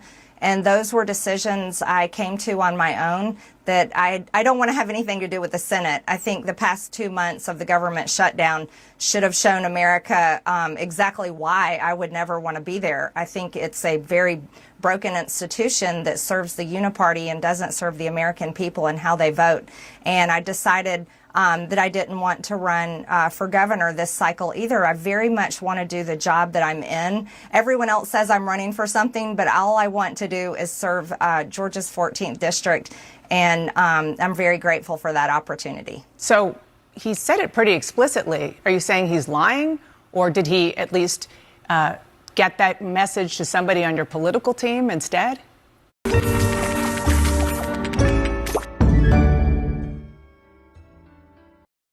David, the movie. I will not be afraid. I'm not sure. That is untrue what he said. I don't know if he's being fed wrong information. I honestly have no idea in that area, but it is absolutely factually not true. Nor have I called him, and White House logs would prove that. His own cell phone records would prove it. I have not been calling the president, but I did post messages that I had sent to him, and that was to, like, protect, get involved. This is important. The American people want the Epstein files released. And, I've stood with the president. I have disagreed with him at times, Dana. And I'm allowed to do that. I think that's the most important thing we can do as Americans. And I'm urging my party. I've been putting massive pressure on my party and our speaker to pass the agenda that the American people vote for. That's the agenda that I fought for. Those are the campaign promises I made. And I can disagree with the president at times, particularly this past Monday on the Marines' 250th anniversary, when he honored the new Syrian president, who is an Al-Qaeda terrorist and was wanted by our government for years with a $10 million bounty up until March of this year. I very much am against that. I think that was very hurtful to the great men and women who served over in the Middle East and were sent there, and many of them that were killed and injured and live with PTSD to this day from fighting Al-Qaeda. So there's things I disagree with, and I'm allowed to do so. Well, you mentioned the Syrian leader at the White House. You've also been critical of President Trump over foreign entanglements, H-1B visas. Now he's moving military assets towards Venezuela. I do want to play something that he said this week. Don't forget, MAGA was my idea. MAGA was nobody else's idea. I know what MAGA wants better than anybody else, and MAGA wants to see our country thrive. Do you agree? Do you think he represents the MAGA movement as he once did?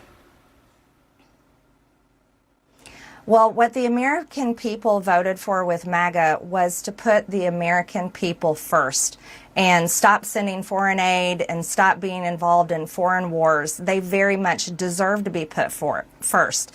Cost of living is far too high. Health insurance is completely out of control. And those are two issues I have been very vocal on for months and months now, long before Republicans were shocked when those big losses came on this past Tuesday's election.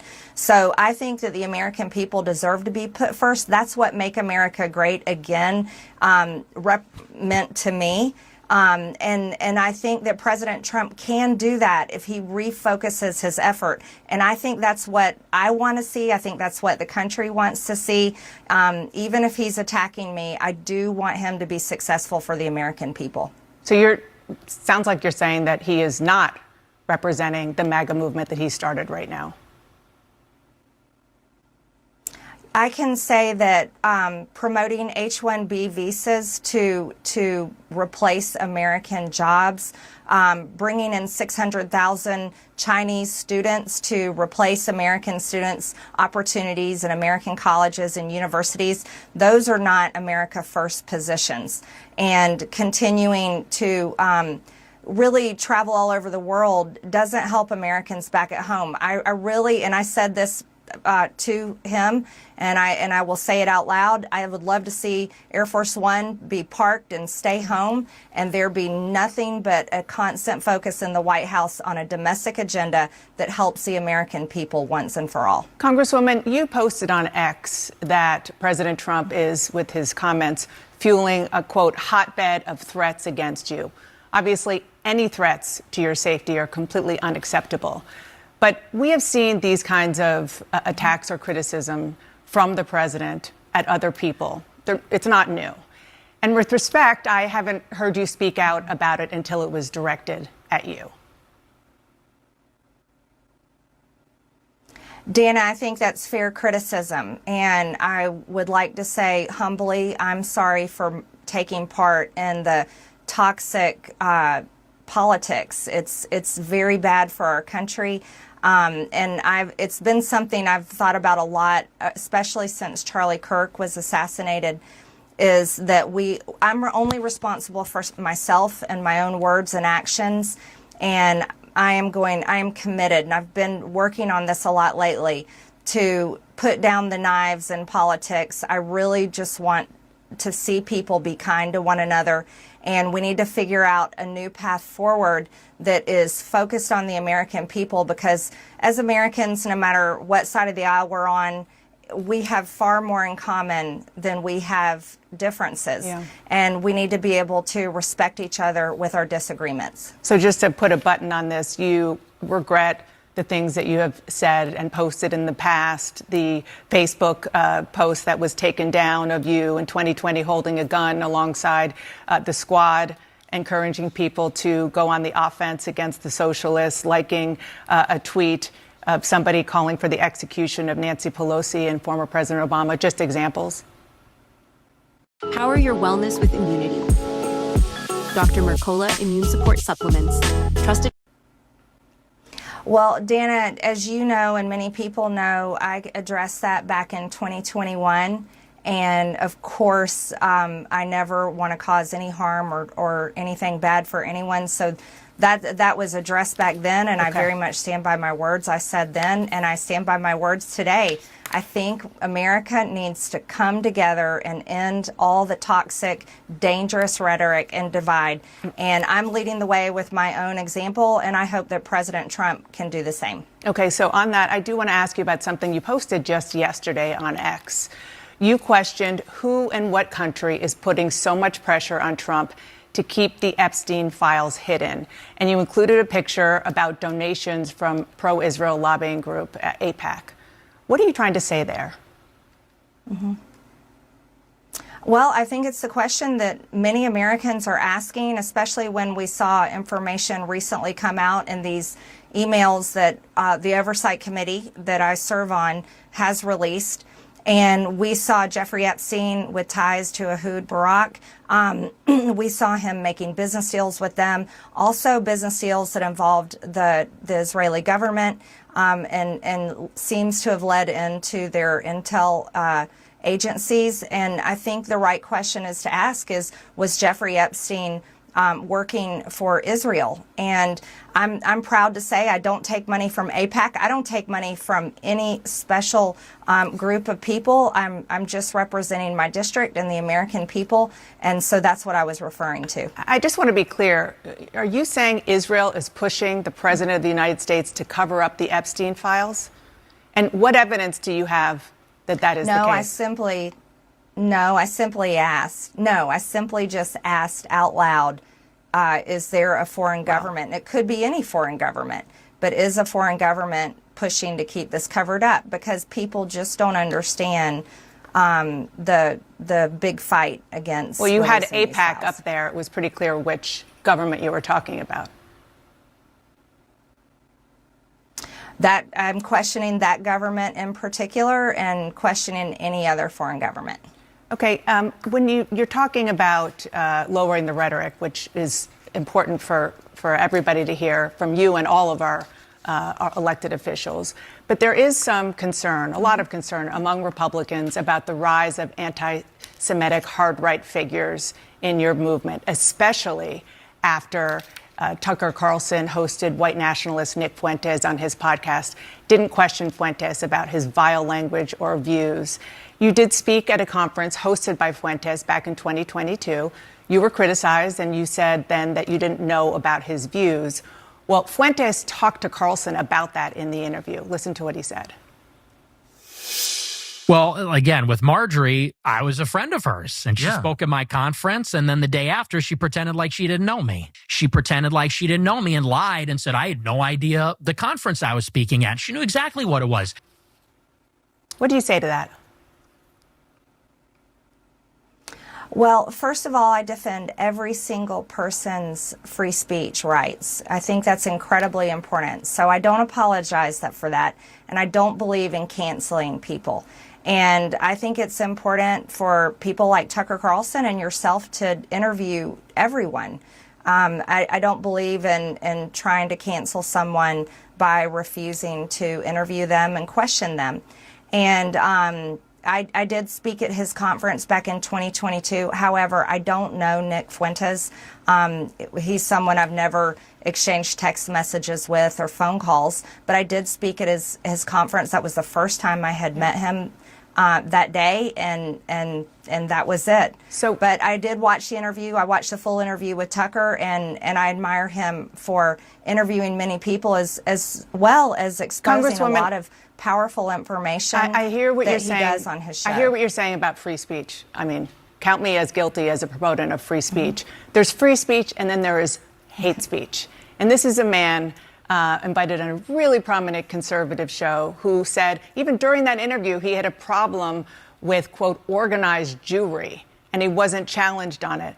In the past, he has denied the Holocaust, called Adolf Hitler effing cool, talked about the fact that he thought Jim Crow was just fine, and on and on. So again, there's free speech, and then there's just hateful language and sentiments.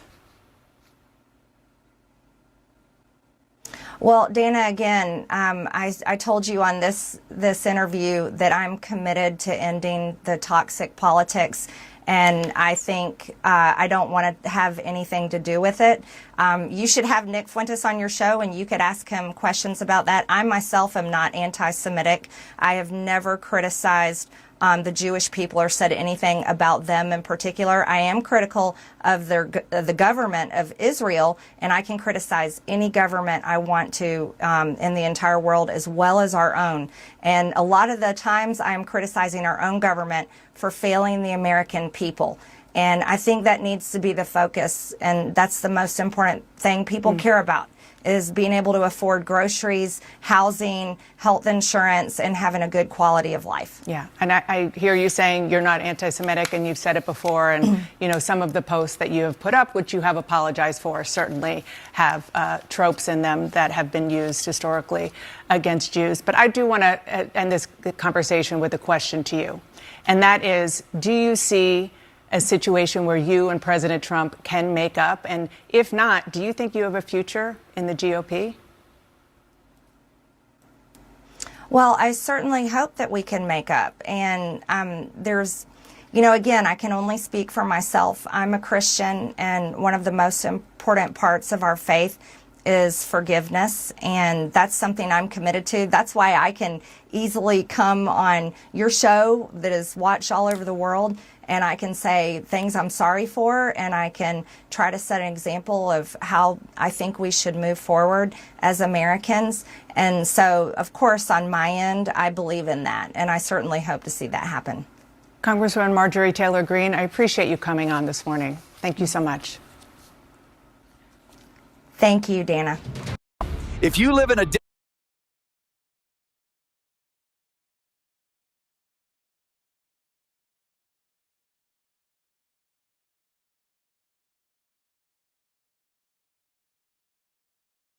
I have said ever since Mandani announced he was going to run for mayor if he wins, that Kathy Hochul is toast this time next year, November 3rd, 2026. I believe she'll lose. Now there is a new poll, but it's too early, I know. To be fair to Governor Hochul, this is a very early poll. JL Partners, which is an independent market research firm. Here's what they asked. If the 26th election for governor of New York held today, who would you vote for? Hochul 46, Elise Stefanik 43, don't know 11. Wow, that's a tie. Second question, if the election were held today, would you vote to re-elect Hochul, or do you think it's time for somebody new? All right, re-elect Hochul, 18 firm, 19 maybe. Time for someone new, 55. Final question, do you approve of the job Kathy Hochul's doing as governor of New York? Approve 40, disapprove 54, don't know 6. Where are you don't knows? Elise Stefanik, good campaigner. Going to have a lot of money to run up against Hochul. The more Donnie screws up, the worse it is for Hochul because she endorsed him. With a little hand up in the air, the whole thing. So I'm sticking with my prediction. A lot of people think I'm crazy, but I'm pretty good at these things.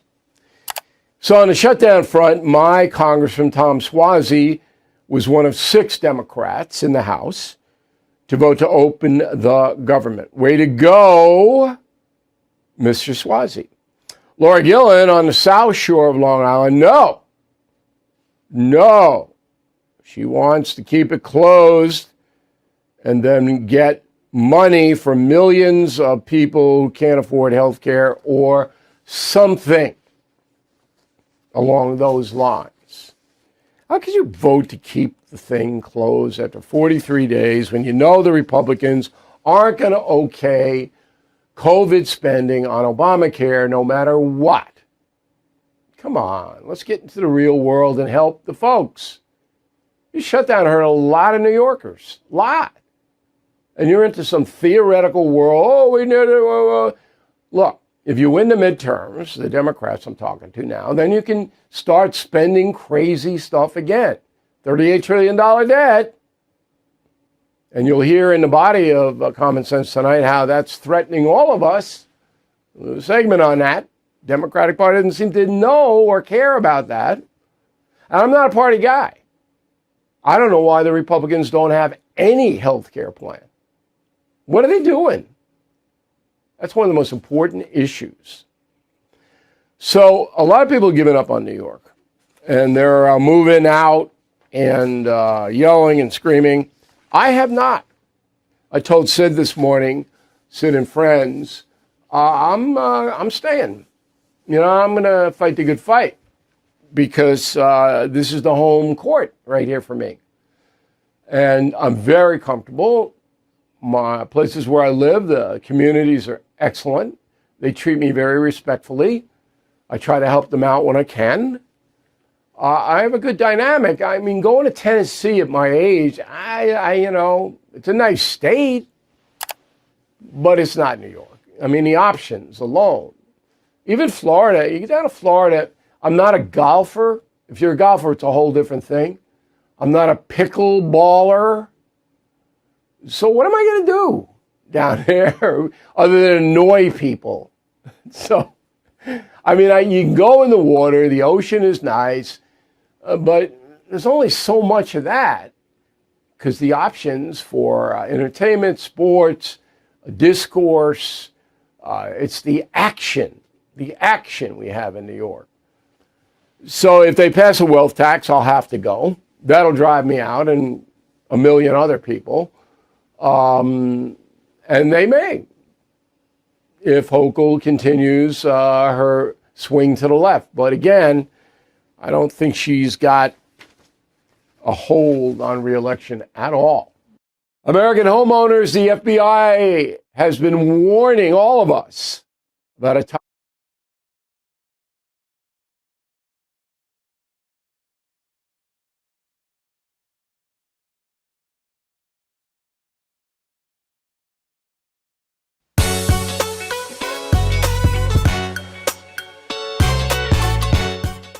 Are your feet still hurting no matter how many shoes you try? Here's why. Most shoes are flat. There's another component of this, Sean, which to me is maybe the most important because I care so much about our young people being able to afford a good life. A lot of young people are saying housing is way too expensive. Why is that? Because we flooded the country with 30 million illegal immigrants who were taking houses that ought by right go to American citizens. And at the same time, we weren't building enough new houses to begin with, even for the population that we had.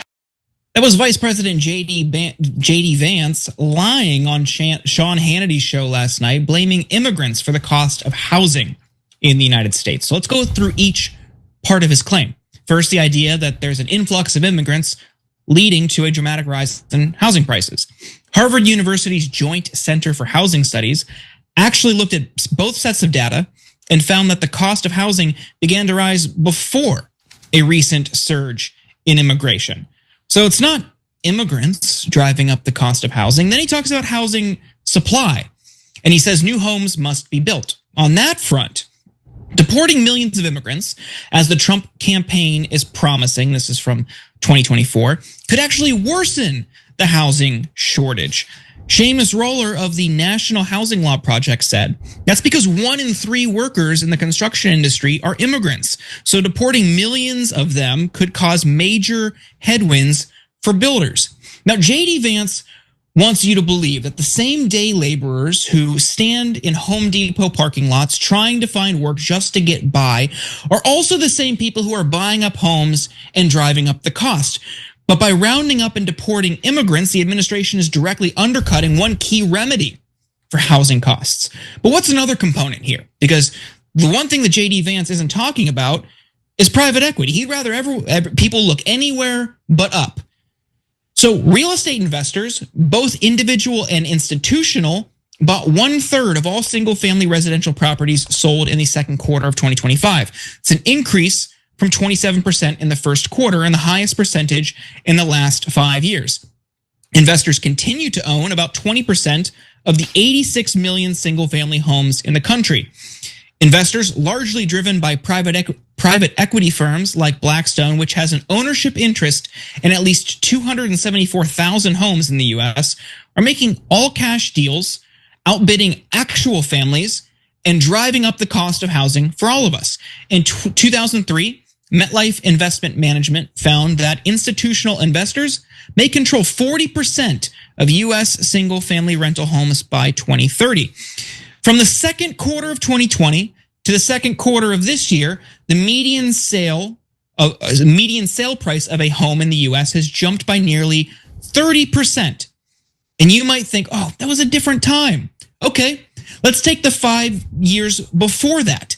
From quarter 2, 2015 to quarter 2, 2020, the median price only grew 9.6%. So we've got a 30% increase since 2020, Cenk. Have wages increased by 30% since 2020? Oh, no, they most certainly have not. So, guys, this is an old trick of Republican politicians. Whenever the bankers cause a massive problem, they come in and blame anyone else to try to distract you. It's a bag of squirrels. But usually, ironically, and honestly somewhat amusingly, if you think about it for a second, they love to blame poor people. In the 2008 crash, they're like, too many poor black people bought homes that they couldn't afford. It's black people's fault. No, it's absurd. It was collateralized debt obligations and risky derivatives by the bankers playing with trillions of dollars, over leveraged. The idea that it was the homeowner's fault was preposterous. And Fox News and Rush Limbaugh at the time said it over and over again. Now they're saying, no, it's not private equity that's driving up prices by 30%, even though Jordan just showed you definitively, it's definitely private equity. They're like, no, the guy who crossed the border a minute ago came with $280,000 and he bought up. Did he? If he has $280,000, why is he crossing the Rio Grande? Okay, no, it's absurd. Like, no, the immigrants that came in are coming in for opportunity. They don't have hundreds of thousands of dollars to buy up 20-30% of the homes in America. No, he's trying to get you distracted. Why? Because those same private equity guys are his donors. JD Vance is a wholly invented robot of the donor class, Peter Thiel and the bankers. And so since the bankers are doing this, his job is to protect the bankers.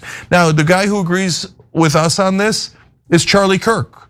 So Charlie, our first agreement with him when he was at the RNC, we again talked about it at the DNC, again talked about it at America Fest when I went to go see him there and we did an event together. We all agreed it's private equity that's driving up housing prices. So there are some honest people, and in the case of Charlie, unfortunately there was some honest people who are actually telling the truth about what's going on with housing prices. So is it the giant banks buying them up with cash, or is it people with almost no money magically buying up 30% of the houses and driving up the costs? No, of course it's the bankers. And in this case, it's not a question anyway. It's definitively the bankers. We just showed you the numbers. So don't get distracted by the squirrels. Politicians in both parties, and in this case, JD Vance, by the way, we're not even doing this justice. In that little segment, he had 3 giant lies about how Biden drove up the prices by 100%, but for houses, but Trump only brought them up 1%. I just lie after lie, right? And that's because he's desperately trying to protect his Wall Street donors. Every time you ring the bell below, an angel gets his wings. Totally not true, but it does keep you updated on our live shows. The Gymshark Black Friday sale has gone live. It is up to 50% off the entire website. Do not miss out.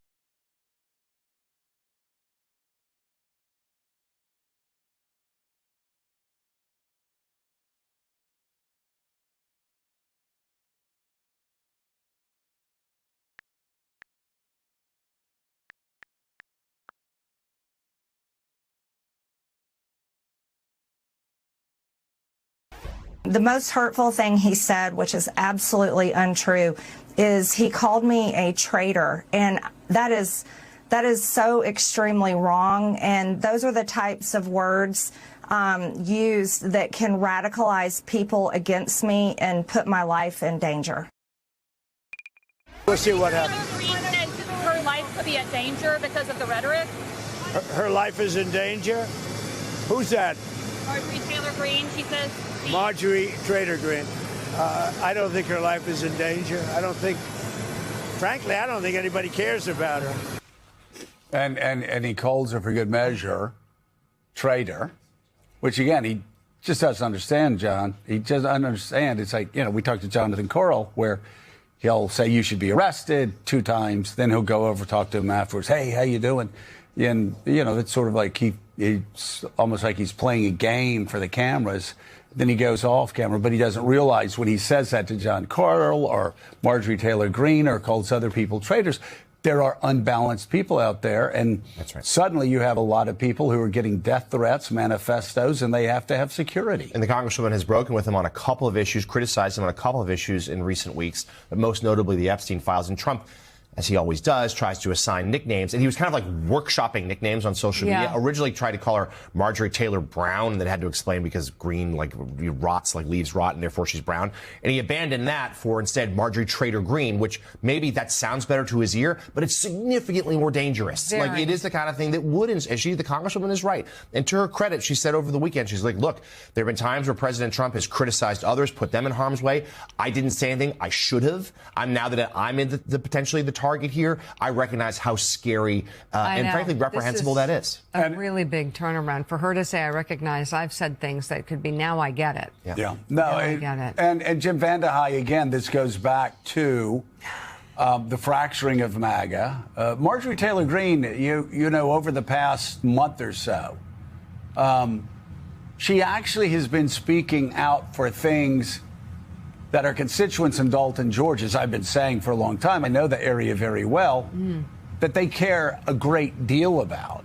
Whether you're talking about Medicaid, whether you're talking about, health care subsidies that they desperately need so they can take care of their children, whether you're talking about the affordability crisis, you just go down the list. And she's actually been speaking out saying, hey, we need to take care of these issues or else we're leaving our own base behind. That's the MAGA base. I mean, it's just like, you talk about an affordability crisis. It's hitting these red states hardest right now. Right. The whole idea of America First resonated with a lot of people legitimately. It might not actually be Trump's motivating ideology, but for a lot of those people, it is. They really believe that you shouldn't spend any time focused on things overseas when you have working class Americans who can't afford their groceries or who can't get good health care coverage or have to send their kids to crappy schools. There's an affordability crisis, and Donald Trump, Americans have seen Donald Trump across the globe. Now, some of those trips, I've said, very important trips that he had to make, and peace, possible peace in the Middle East. There's some very important things. But Americans see that. They hear about Argentina. They hear about Argentina beef. They hear about these boats. So we're spending how much money blowing up boats, which the New York Times suggesting this weekend that some innocent fishermen were killed in those attacks. Then he's talking about possible invasion of Nigeria. And if you're in Dalton, Georgia, you're sitting there going, what in the holy hell is going on here? This isn't America First. I just think American people are smarter than politicians give them credit for sometimes, because they realize if you're going to sit back and you're going to rank the topics that matter most, is drug smuggling, if it is happening from Venezuela, making its way to the United States, a top 5 topic? It's probably not a top 1,000 topic. So then they wonder, why the hell are you spending your time there and not trying to figure out why my health care premium just went up 15 to 25%, or why my grocery bill is so high, or why our schools continue to underperform compared to our international rivals. And if you look at MAGA, they're very much motivated by that. That is the heart of this dispute that they're having internally. It's stop paying attention to Israel, stop paying attention to Nigeria, stop paying attention to Venezuela, and focus here. And it really ticks them off, especially the Steve Bannons of the world, when every single night the president is either on the phone or dining with tech moguls or what they call the corporatists. But it's CEOs, it's rich people, it's kind of gilded society, and they hate that because they want them focused on the working class. But that's Trump's comfort food. It's where he likes to be. And I think even these images now, we think nothing sticks, but even these images of gilding the White House or taking these gifts, people might laugh them off, but over time it starts to build and people start to wonder, is the government paying attention to the things that I care about? If the answer is no, you lose elections, you lose popularity, and I think that's what's unfolding in real time. And for the first time, we see an authentically rattled Trump. I don't know that he feels he has that certitude in terms of his thumb on the pulse of where the country is right now. And also those fancy dinners at Mar-a-Lago, which are getting a lot of play. They just don't fit into what's happening today. The Great Gatsby things, and tearing down the East Room of the White House, and talking about more having a gilded ballroom. It really is. Yeah, it's just absolutely crazy. So I want to show our viewers Marjorie Taylor Greene's remarkable turnaround on rhetoric. I'm here for it. Take a look. Your immune system needs backup. Dr. Mercola Immune Support Supplements. High quality. Congresswoman, you posted on X that President Trump is, with his comments, fueling a, quote, hotbed of threats against you. Obviously, any threats to your safety are completely unacceptable. But we have seen these kinds of attacks or criticism from the president at other people. It's not new. And with respect, I haven't heard you speak out about it until it was directed at you. Dana, I think that's fair criticism. And I would like to say humbly, I'm sorry for taking part in the toxic politics. It's very bad for our country. And it's been something I've thought about a lot, especially since Charlie Kirk was assassinated, is that I'm only responsible for myself and my own words and actions. And I am committed, and I've been working on this a lot lately, to put down the knives in politics. I really just want to see people be kind to one another, and we need to figure out a new path forward that is focused on the American people, because as Americans, no matter what side of the aisle we're on, we have far more in common than we have differences. And we need to be able to respect each other with our disagreements. David? That's amazing. I go to a fellow Southern Baptist. I'll take it. And you know, like me, First Baptist Church, Pensacola, if Dr. Plights had to make us sing 16 verses of Just As I Am, he would.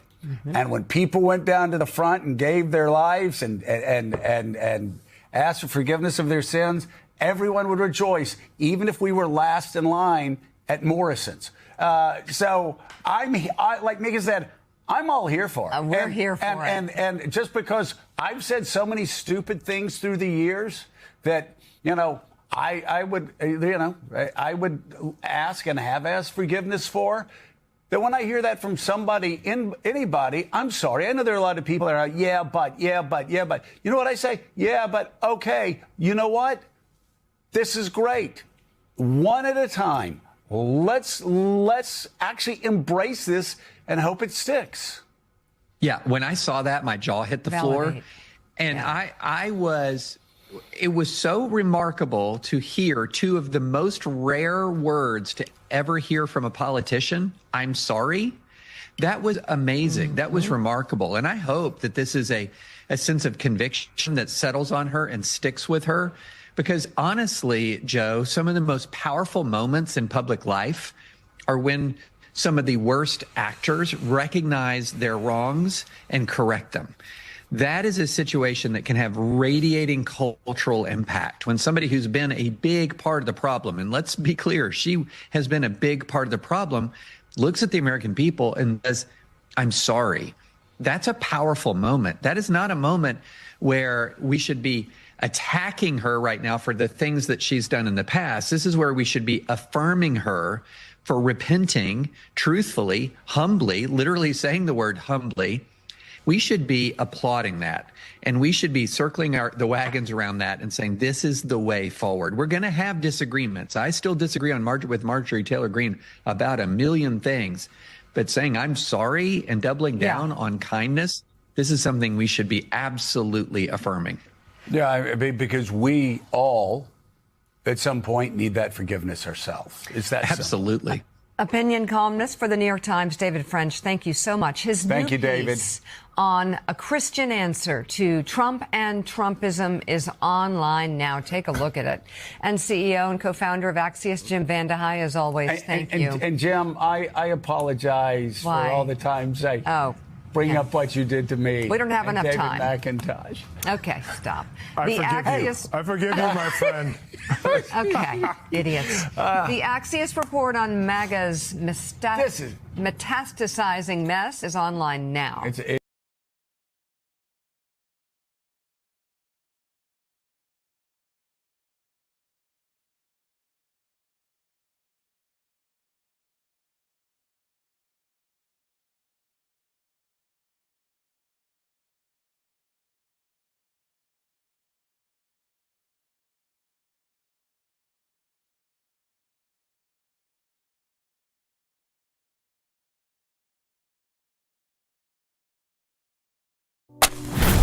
Opioid addiction gets between you and what you love.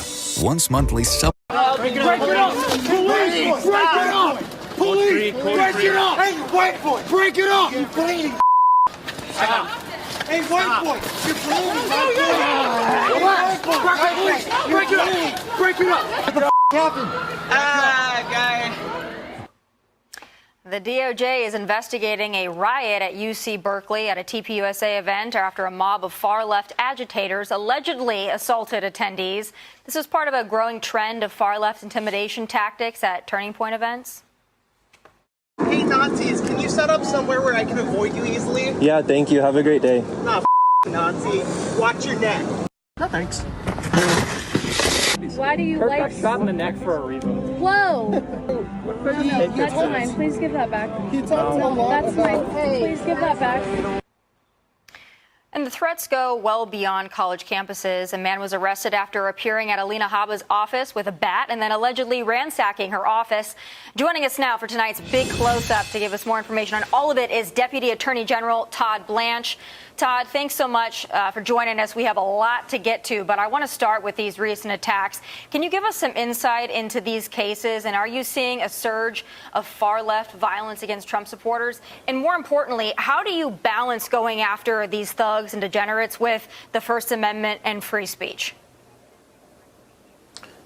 Yeah, it's great to be here. Thank you very much. I mean, there's a big difference between free speech and free protest and what we've been seeing over the past several weeks with respect to multiple incidents of violence. Not only what happened with the Turning Point incident in California and what happened with U.S. Attorney Habba and in her office, but there's a big difference between people peacefully protesting, protected by the First Amendment, and what we've been seeing, which is pure violence by activists that don't want, that they're not just there to like make a statement, they're not there to just say the right thing, they're there to actually inject violence, harm, and actually damage individuals, damage property. And that's what we're investigating, and that's what we've been investigating for the past several weeks. The situation in California with Turning Point was heartbreaking. It was horrible what happened. What happened with U.S. Attorney Habba was somebody getting all the way into the building and destroying property. There's a big difference between the First Amendment protests and what's been happening all over this country, and that's what we're investigating is what's happening all over this country.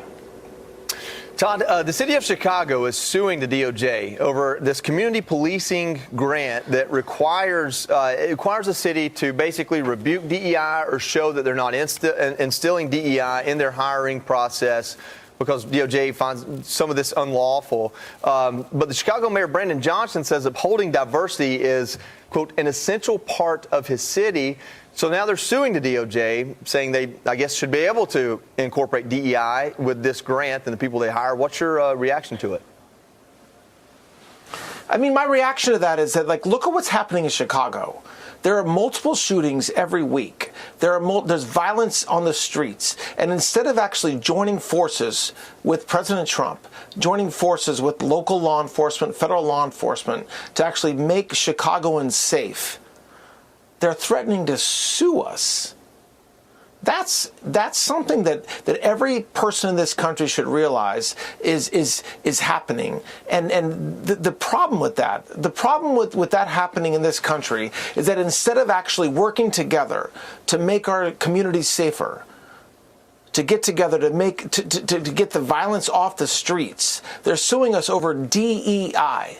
Which, by the way, we can all read the civil rights laws. We can all do all that. What we're doing is right under the law. And the fact that they're suing us, trying to sue us, it won't be successful. Trying to sue us instead of actually helping make Chicagoans safe is exactly what's wrong with the leadership in Chicago and in Illinois. And that's why we're not going to stop. We're doing exactly what we said. President Trump has been completely committed since he won last November to making this country safe, including Chicago, and that's what we're doing, notwithstanding what they're threatening to do to us with respect to these DEI policies that they have in place.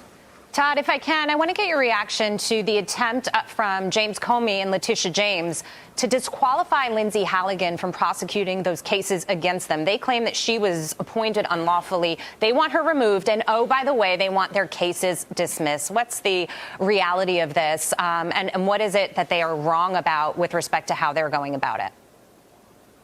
The ancient Incan people named alpaca the fiber of the gods. And it's easy to understand why. I mean, look, what's happening in Virginia is the same thing that's happening in multiple jurisdictions in this country, which is that President Trump nominates a U.S. attorney, and either the senators refuse to even engage in any sort of negotiation or even interviewing or talking to the individuals that President Trump has nominated, but actually then the judges are stepping in and saying, no, you can't be U.S. attorney. That's not consistent with Article 2 of this Constitution. And look, U.S. Attorney Halligan is doing a phenomenal job in the EDVA, and the argument was last week. We'll see what happens in the coming weeks. But the reality is that there's cases that we have investigated, that have been brought before a grand jury, that have been indicted. And listen, they have a right to come. They have a right to fruition. They have a right to see what happens in front of a jury of the peers. And so what's happening with U.S. Attorney Halligan and multiple U.S. attorneys in this country is something that we're fighting every day. And we'll win. There's no doubt that we'll win at some point, but it's a reflection of what's happening, unfortunately, in this country with the politics of the president talks about it all the time. It's really at its basic level, Trump derangement syndrome, right? Because the president has nominated people, phenomenal attorneys, to be U.S. attorneys, and you have judges, you have senators who have said, no, we're not even going to talk to them, much less even consider letting them work. And so she's doing a great job in Virginia, and I expect that she'll continue doing that. Todd, turning now to the DOJ's lawsuit against California, your office claims their new congressional map is unconstitutional because it uses race as a factor in the redistricting process. Governor Newsom's press office is confident you're going to lose in court, though. What do you expect Newsom to argue in court, and how confident are you that you can win the case? I mean, this is America.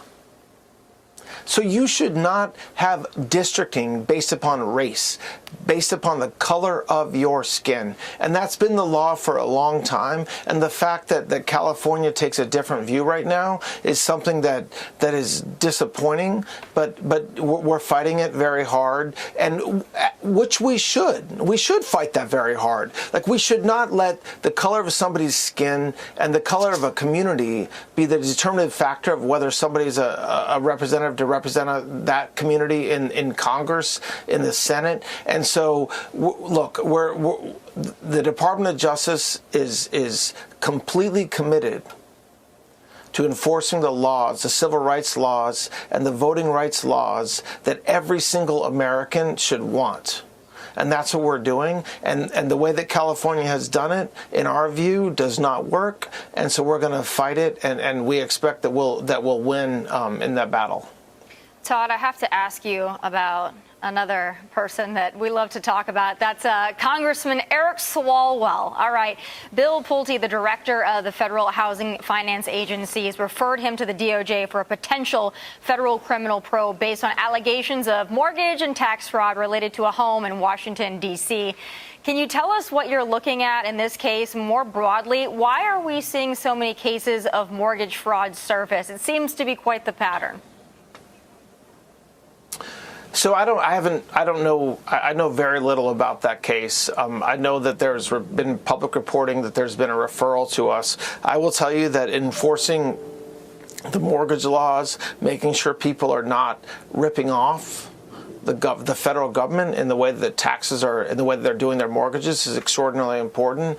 But I don't know. I don't have any personal information about that congressman's mortgage or what's happening with that. But look, listen. The difference between this Department of Justice and the Department of Justice for the past 4 years is we're investigating and enforcing the law in a fair way. So if there's something that happened that is improper, that is a violation of the law, we'll look at that. If there's not, we're not going to look at that. And so there's been a lot of press, a lot of hype about this referral and about other referrals, and I understand that. But at the end of the day, lawfare is gone. It's not part of this Department of Justice. So if there's lawfare that's happening, that was happening, it's not happening anymore. And so that's what I can say about that. But I'm not going to comment on any ongoing investigations into anybody, much less the congressman from California, except to say that we expect that laws will be complied with and followed. And if they're not, of course we're going to investigate it, which is our job. Todd, I want to ask you about this. We all know who Jeffrey Epstein is. We all know what the Epstein files are. We've kind of been told in recent weeks that there's no there left, but now President Trump has ordered that the DOJ investigate Jeffrey Epstein's ties to several what may be high-profile Democrats and certain banks, including Bill Clinton, J.P. Morgan. But this specific piece came out that shows Epstein texting with Democrat Stacey Plaskett. She's a congressional representative from the Virgin Islands, and she was texting him during a hearing with Michael Cohen. You can see what the messages that they said, what he sent made her. Sorry, you can see how he kind of coached her on her questions. Watch. Reduce his real estate taxes. I'm sharing with you 2 newspaper articles side by side that are examples of Mr. Trump inflating and deflating his assets, as I said, to suit his finance testimony. As I noted, I'm giving the committee to Mr. Weisenberg and other individuals, Ms. Rona. Who are those individuals? As Ms. Rona, what is Ms. Rona's position? Rona Graff is Mr. Trump's executive assistant. And would she be able to corroborate many of the statements that you've made here? Yes, her office is directly next to his, and she's involved in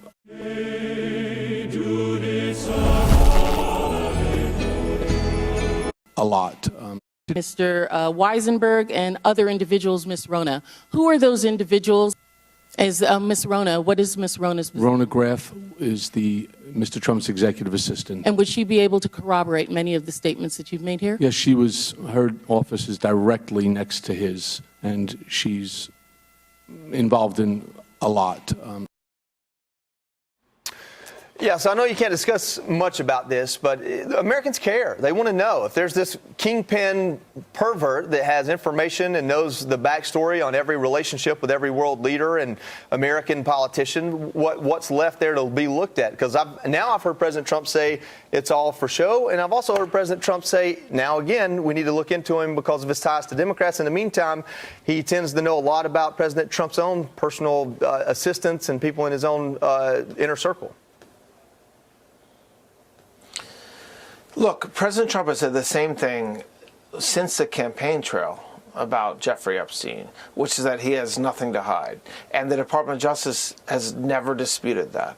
And so what we have done, what we have been doing since January 20th, is a thorough investigation. a thorough investigation of everything that we have.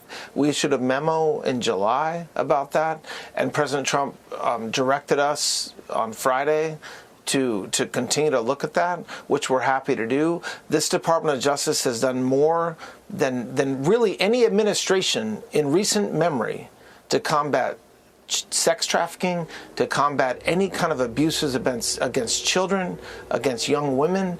And so there's nothing we have to hide when it comes to that. And so when President Trump tells us to investigate it, we welcome it with open arms, and we'll obviously do that. That's what we've been doing. But look, the Epstein files, the Epstein investigation is something that has gone on for over a decade, and there's nobody that wants to make sure that we deal with that more than President Trump, more than Attorney General Bondi, Director Patel, myself, and that's what we're going to do. And so that's when President Trump said that on Friday, that's nothing different than what we're going to do anyway. And so we're going to continue to find out if there's anybody responsible, anybody that hasn't been held accountable, and if they're out there, we'll find them. Yeah, I think most Americans would say the fact it has been going on for more than a decade, and it seems like nobody's left to prosecute or bring charges against. You can't seem to find evidence is what's concerning to people, and more transparency the better. So thank you. Deputy Attorney General Todd Blanche, we threw a lot at you. Thank you so much for joining us tonight. Hey, Sean Hannity here. Hey, click here to subscribe.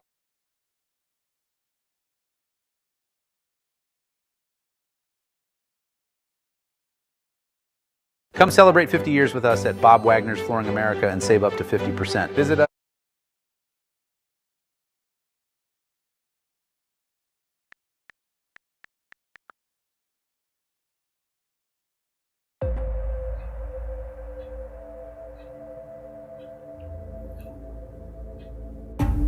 These are videos the FBI has worked hard to make sure you haven't seen. They're from the Google Drive account of Thomas Crooks, the man who on July 13th, 2024, showed up at the Butler County, Pennsylvania fairgrounds and tried to assassinate the frontrunner, Donald Trump. And look what happened to our country. Probably 20 million people. And you know, that's a little bit old, that chart. That chart's a couple of months old. And if you want to really see something that said, take a look at what happened.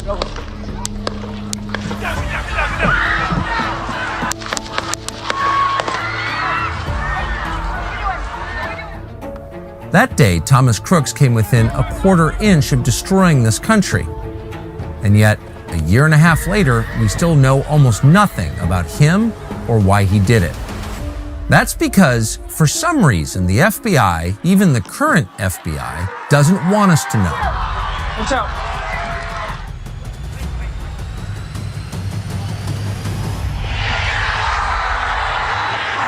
Since the start of their investigation, the FBI has claimed that Thomas Crooks acted alone and that he was a virtual ghost online with no presence at all.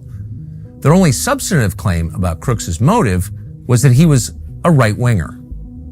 We learned that from FBI Deputy Director Paul Abate, who said this to Congress just 1 month after the attempted assassination. Something just very recently uncovered that I want to share is a social media account which is believed to be associated with the shooter in about the 2019-2020 timeframe. There were over 700 comments posted from this account. Some of these comments, if ultimately attributable to the shooter, appear to reflect anti-Semitic and anti-immigration themes, to espouse political violence, and are described as extreme in nature. The social media account Abate was describing was Crooks' YouTube comments. When the FBI made that claim, we had to take his word for it. We have no way to check. But now we do. In September, we obtained hundreds of comments from Thomas Crooks' YouTube account. Since then, we've gone to great lengths to verify that they're real. We can now confidently say they are. These are genuine, written by Thomas Crooks. But although Crooks' comments are interesting and give tremendous insight into why he did it, they're not the only story. The other story, in fact, the far more significant story, involves the government, the DOJ and the FBI, which have hidden from the public what they know about Thomas Crooks. The purpose of this report is to reveal details of Crooks' social media accounts and to confront a series of key questions. Why is the FBI keeping Crooks' views a secret? Why are they ignoring congressional subpoenas to divulge information? Why are they pretending that there's nothing to see here? And more than anything, what are they hiding? Before we present our findings, it's critical to establish how we obtained the comments and how we know they're real. In late September, we received a tip from a source. He told us he'd gained access to some of Thomas Crooks's accounts. He'd found these accounts by utilizing tools commonly used by private investigators. The key lead was Thomas Crooks's phone number.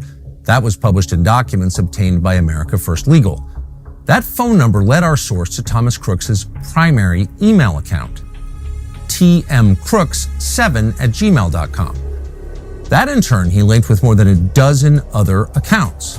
That list includes 2 foreign encrypted email accounts, AmericanGamer@gmx.com, a German website, and bcook@mailfence.com, a Belgian website. Crooks had a Snapchat, Tom_Crooks19, a Venmo account, Thomas-Crooks12, a PayPal account under the alias Rod Swanson, a Zelle registered as Thomas Crooks, as well as accounts on Discord, a Google Play account called Colossal Microwave, a Quizlet titled Thomas_Crooks, a chess.com with the same name, and 2 disabled Quora accounts under the handles Thomas Crooks 8 and Thomas Crooks 3.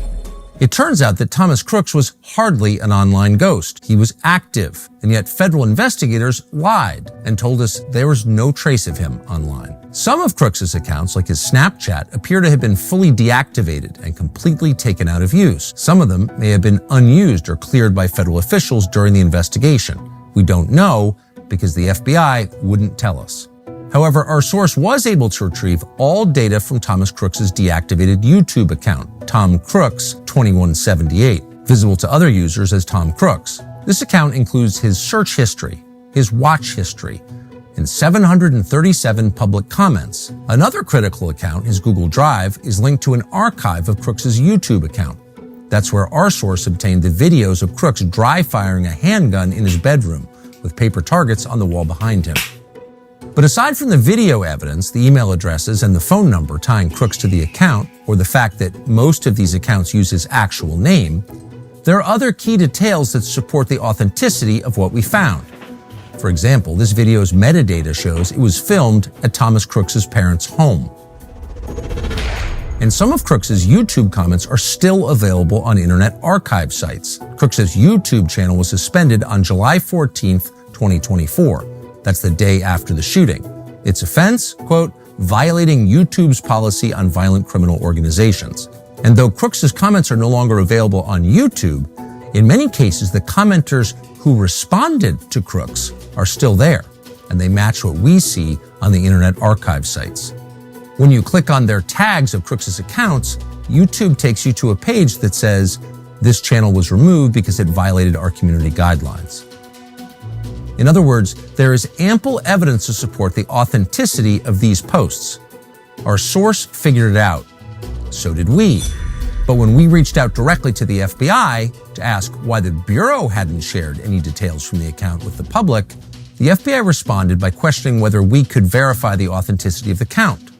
We were confused by this, considering the authenticity is self-evident. And of course, the FBI would have known that since the day of the shooting. What exactly is the FBI? Power your wellness with immunity. Dr. Mercola Immune Support Supplements. Trusted. Hiding. Here's what we do know. The digital comments we obtained were posted between 2019 and 2020, when Thomas Crooks was between 15 and 17 years old. They show 2 things. First, that Thomas Crooks was not some secretive lone wolf who never warned anyone that he was planning violence, just the opposite. Years before he showed up in Butler, Crooks was leaving a detailed digital trail of violent threats, including calls for assassinations and political violence. Second, they show a man who started out as a radical Trump supporter, whose views on the president changed completely during COVID. The FBI lied about that fact and pretended that Crooks was a right-winger. At 11:35 p.m. on July 19, 2019, in response to an MSNBC video, Crooks wrote, quote, Ilhan Omar and others are invaders and should honestly be killed and their dead bodies sent back. At 1:17 a.m. on July 20th, 2019, Crooks commented on a CNN video. He said Donald Trump was the literal definition of patriotism. 7 hours later, he commented on an MSNBC video. He wrote, "I hope a quick, painful death to all the deplorable immigrants and anti-Trump congresswomen who don't deserve anything this country has given them." That evening, on a separate MSNBC video, he wrote, quote, "Every one of the Trump-hating Democrats deserve to have their heads chopped off and put on stakes for the world to see what happens when you fuck with America." These sorts of comments continued for months and became increasingly violent. The following day, Crooks responded to a CBS Evening News video about the Squad saying this, quote, "This is going to be blatantly racist, but I hope Trump has these people murdered." Crooks openly called for dictatorship and putting, quote, Hispanics back in their place. He warned that if Democrats win in 2020, quote, "They won't be in there for long because unlike the Dems, we have guns and lots of them."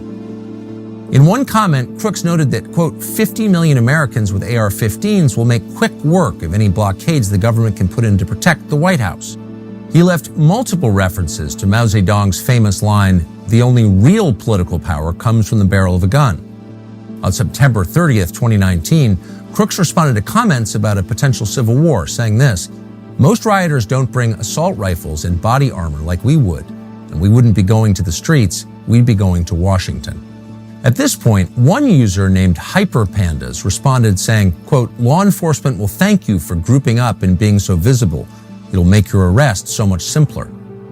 Crooks responded saying, "Cops can't arrest me if they're all dead," before adding, "Even an untrained man with an AR-15 is dangerous. You think Adam Lanza or any school shooter trained? Nope." If you navigate to that YouTube page today, you can still see identical contextual comments and people referring to Thomas Crooks, including one user who wrote this, "You're on YouTube threatening to shoot government officials. I sure hope the FBI is monitoring social media for violent nutcases." That exchange is still available on Internet Archive websites. But the FBI didn't see that before the shooting? That's hard to believe. On various occasions, Crooks openly said things like, Mueller should be hanged along with the rest of the Democrats involved in that witch hunt, and "I always believed being patriotic was lining up a bunch of socialist Jews, like the ones who booed Trump, and blasting their useless brains out with an AR." And yet, in early 2020, Crooks seemed to change radically. On January 23rd of that year, he referred to, quote, Trump's stupidity. He began to mock the concept of the deep state. He suggested it was a code word used by Trump supporters for, quote, anyone who disagrees with the right wing. Suddenly, he sounded like an MSNBC commentator. In February of 2020, he called out Trump supporters as, quote, too brainwashed to realize how dumb you are. I mean, literally, you guys sound like a cult at times. That same day, he called Trump and his supporters, quote, racist. It was an amazing transformation. That April, during the peak phase of the coronavirus lockdowns, Crooks wrote, quote, "It seems that you people don't understand that sometimes public safety comes before your personal rights. Are you not willing to quarantine one member of your family to save the rest? If so, you are not a patriot and you aren't protecting anything." Around this time, the new left-wing version of Thomas Crooks became very critical of conservative media. He said at one point, quote, "Going to a Chinese New Year's party in America isn't putting you at risk for coronavirus, because, believe it or not, viruses don't spread through race like Tucker Carlson probably told you." That May, as state officials across the country overhauled election systems to promote mail-in voting, Crooks attacked Republican concerns about voter fraud as, quote, ignorant. 4 months later, in August 2020, his tone had shifted even further to the left. He said, quote, "I believe the outcome will be irrelevant." In response to the same video, Thomas Crooks issued what sounds a lot like a digital manifesto. Quote, "In my opinion, the only way to fight the government is with terrorism-style attacks. Sneak a bomb into an essential building and set it off before anyone sees you. Track down any important people or politicians, military leaders, etc., and try to assassinate them.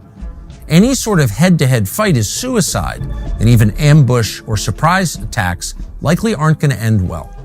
These remarks were especially notable because they came at the final phase of Crooks's YouTube commenting. At that point, a new character emerged into the conversation, a user named Willie Tepes, who started pressuring Crooks to commit violence. For example, quote, "If a gun and a badge is all that is needed, then authority obviously comes from the barrel of a gun. We have more guns than they do.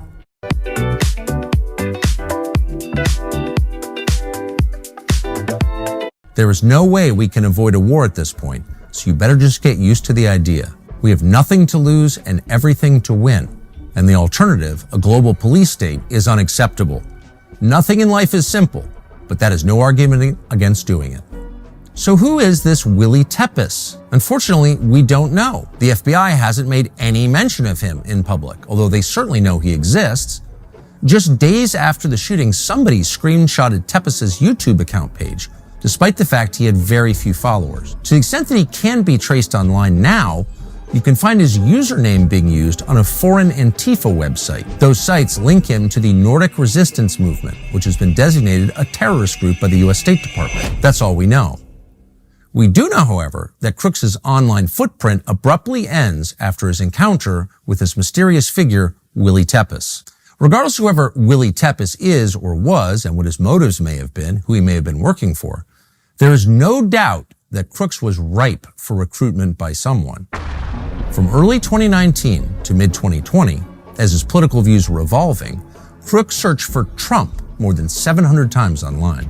He also searched for Jack Ruby, the man who assassinated Lee Harvey Oswald.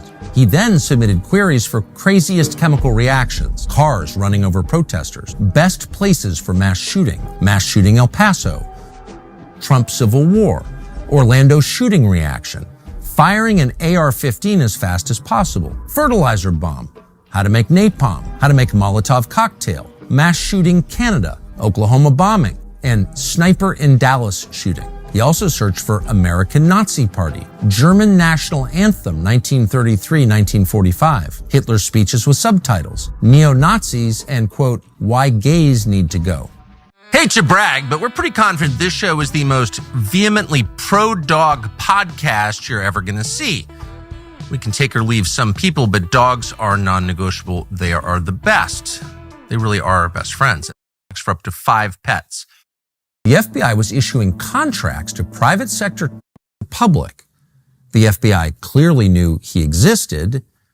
And then you have, at the very end of his years commenting in public, espousing violence, in exchange with a mysterious figure affiliated with a group that we know is being monitored by the U.S. State Department. It turns out that around the same time that Thomas Crooks was making these searches and posting overt threats of violence against public figures on YouTube, the FBI was issuing contracts to private sector tech surveillance firms to harness the power of mass data collection tools that would monitor social media for people just like Thomas Crooks. It's hard to imagine that Thomas Crooks, who was making these posts publicly and in his own name, had not been identified and looked at closely by federal law enforcement. In fact, it's impossible to imagine. What do we know? Well, we know that the FBI had access to these YouTube comments, and rather than giving us valuable information about them, giving us a sense of why Thomas Crooks did what he did, they used a selective read of those comments to lie about what Thomas Crooks was thinking. 2.5 weeks after the attack on July 30th, a source familiar with the investigation told CNN that, quote, federal investigators are looking into a YouTube account possibly connected to Crooks in which the user espoused political violence as well as anti-Semitic and anti-immigration themes. Well, of course, it wasn't possibly connected to Thomas Crooks, as the FBI knew full well it was Thomas Crooks' account. There was never any question about that. And yet the same day, the FBI's then deputy director made the same dishonest claim before Congress. The week previous, then FBI Director Christopher Wray publicly questioned whether Trump was even shot. With respect to former President Trump, there's some question about whether or not it's a bullet or shrapnel that hit his ear. In February 2025, the New York Post reported that, quote, the FBI has obstructed efforts to solve the mystery of why Thomas Matthew Crooks, who left no manifesto, did what he did. And this fact, said the Post, left local law enforcement as well as Crooks' former friends, classmates, and teachers frustrated. The level of lying and obstruction is shocking. Less than a month after the shooting, Congressman Clay Higgins of Louisiana, a former police officer, traveled to Butler to conduct his own investigation into what happened. When he arrived, he he discovered a disturbing fact. The FBI released Crooks's body for cremation 10 days after July 13th. This wasn't known to the public until Higgins arrived in Butler on August 5th, when the coroner told the congressman, quote, he would never have released Crooks's body to the family for cremation or burial without specific permission from the FBI. The timing of Crooks's cremation is notable. The day Crooks's body was burned was also the day the House Homeland Security and Oversight Committees had begun their investigations into the shooting. The fact the body was cremated made it impossible for investigators outside the FBI to verify the coroner and autopsy report. You can't do a new tox screen because the body doesn't exist. This right here, what I'm wearing, is called the First Light Navigator hoodie. What I'm supposed to do right now is tell you about all the crazy hunting. According to Higgins, quote, this action by the FBI can only be described by any reasonable man as an obstruction to any following investigative effort. Another notable detail is that photos from the day after the shooting show an FBI agent hosing down the site where Crooks died. High-level intelligence officials and congressional sources told us this is very strange, and that the FBI usually hires out crime scene cleanup to third-party contractors. But in this case, they did it themselves, leaving no blood and no tissue for anyone else to analyze. In the photo, the agent's shirt says he's from the Technical Hazards Response Unit, a unit that collects traditional forensic evidence contaminated with hazardous materials. After the shooting, the FBI sent Crooks's phone to the Bureau's laboratory at Quantico, Virginia. Agents there were able to open it in less than 40 minutes using technology from an Israeli tech firm called Celebrate. According to the Post, FBI officials who served under President Joe Biden accessed Crooks's phone, computer, and his encrypted messaging apps in Belgium, New Zealand, and Germany. Yet none of the online activity the FBI has discovered was referred to in any way in the final congressional report that was released in December of 2024. By the way, why do we still know nothing about that guy in Butler? What's going on? That was a good question, a question that most people thought would be answered by the new administration. Within weeks of retaking office, Donald Trump told the New York Post's Miranda Devine that he had, quote, ordered the Secret Service on Friday to provide him every bit of information about his two would-be assassins. You've had two assassination attempts. One, obviously, where you got hit by that bullet in Butler. There's a lot of frustration that we still don't know about that shooter in Butler. And we don't know about his communications. We get stonewalled all the time asking questions about it. Is there frustration on your part? Will we get transparency? Will we know the bottom line story? It's very interesting because we have great people. I think Pam is incredible. I think Cash is incredible. And they're doing a great job. They're being recognized as doing a great job. But you're the president. Can't you find out? No, I know. I'm relying on my people to tell me what it is. But his people insist there's nothing there, and they don't seem interested in finding out more. How come we don't have more information on the assassination attempts on President Trump? There's two reasons. Two open, ongoing prosecutions. But we have personally invested our time in making sure that we have looked at any possible international connections to terrorism and adversaries alike. And we've both been down to Quantico. We've both done the laboratory testing. We've both seen the explosives analysis. We've both seen the firearm and physically held it. We are all in on these investigations. Are we going to be surprised at what you learned? You know what, Maria? Cash is not kidding. We've been personally briefed extensively on every single detail, nugget, tendril of this case. One is actively in court right now, so out of respect for the case, it's probably more appropriate that I stay quiet on that. However, I'm not going to tell people what they want to hear. I'm going to tell you the truth, and whether you like it or not is up to you.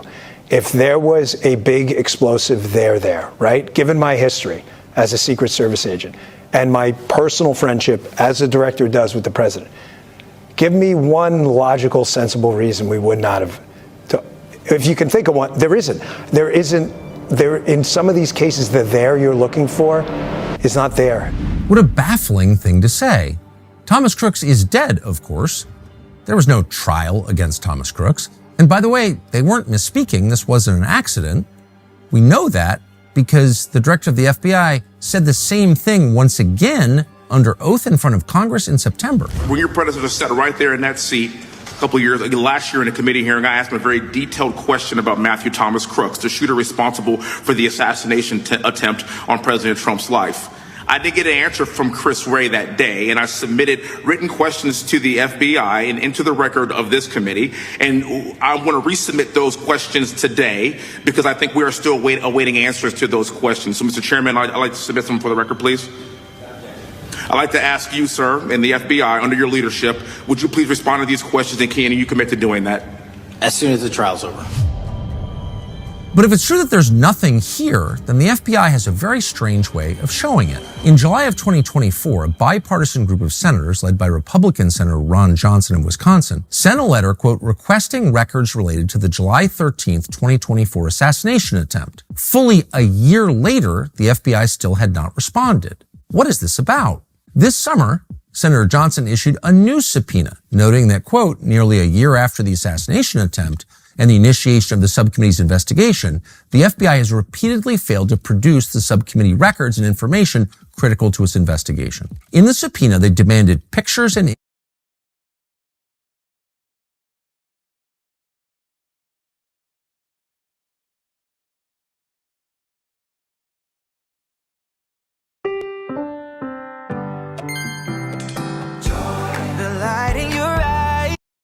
leopard meet face. Oh my goodness. So I'm not gonna lie, I have a guilty pleasure, all right? And it is a song. And this song is probably one of my favorite songs that is playing currently. And it's a song of black and brown people crying about how there are racists within the Republican Party. I'm not gonna lie, that is my favorite song of all time. And it just keeps on playing on repeat over and over and over and over again. Number one on the Billboard charts is going to be our favorite Indian. That is going to be Dinesh D'Souza. Now, for those of you who don't know Dinesh D'Souza has built his, political career basically on top of, the death of black people, okay? That is what he is. Nothing more than a token Indian on the Republican right to bolster, racism, to bolster anti-black racism, to bolster white nationalism, to bolster white supremacy, to bolster everything that is wrong with this country. That's what he has been. He has been racist little Indian attack dog, okay? If they needed someone who wasn't black to approve of, George Floyd or something, or say that it was in fentanyl, they would get little Dinesh to come out and go and attack. Okay, if they needed a policy that would have negatively impacted people, they'll get little Dinesh to come out and attack. If they needed a movie or propaganda, Dinesh was really big when it came to movies and put out propaganda. He did like 40 Mules or something like that. I remember when they were talking about, the election was stolen, Well, Dinesh, he took it upon himself to put out his documentary. And he's put out a whole bunch of documentaries, comparing Trump to Lincoln and all this and yada, yada, yada. That's who Dinesh is. Beta! What is recently happening is that there's been, there's been an awakening. That's the best way to describe this. Because you have people like Dinesh who are now crying, okay? They are crying because there are attacks on Indian people that are happening from the right. And you want to know who their scapegoat is?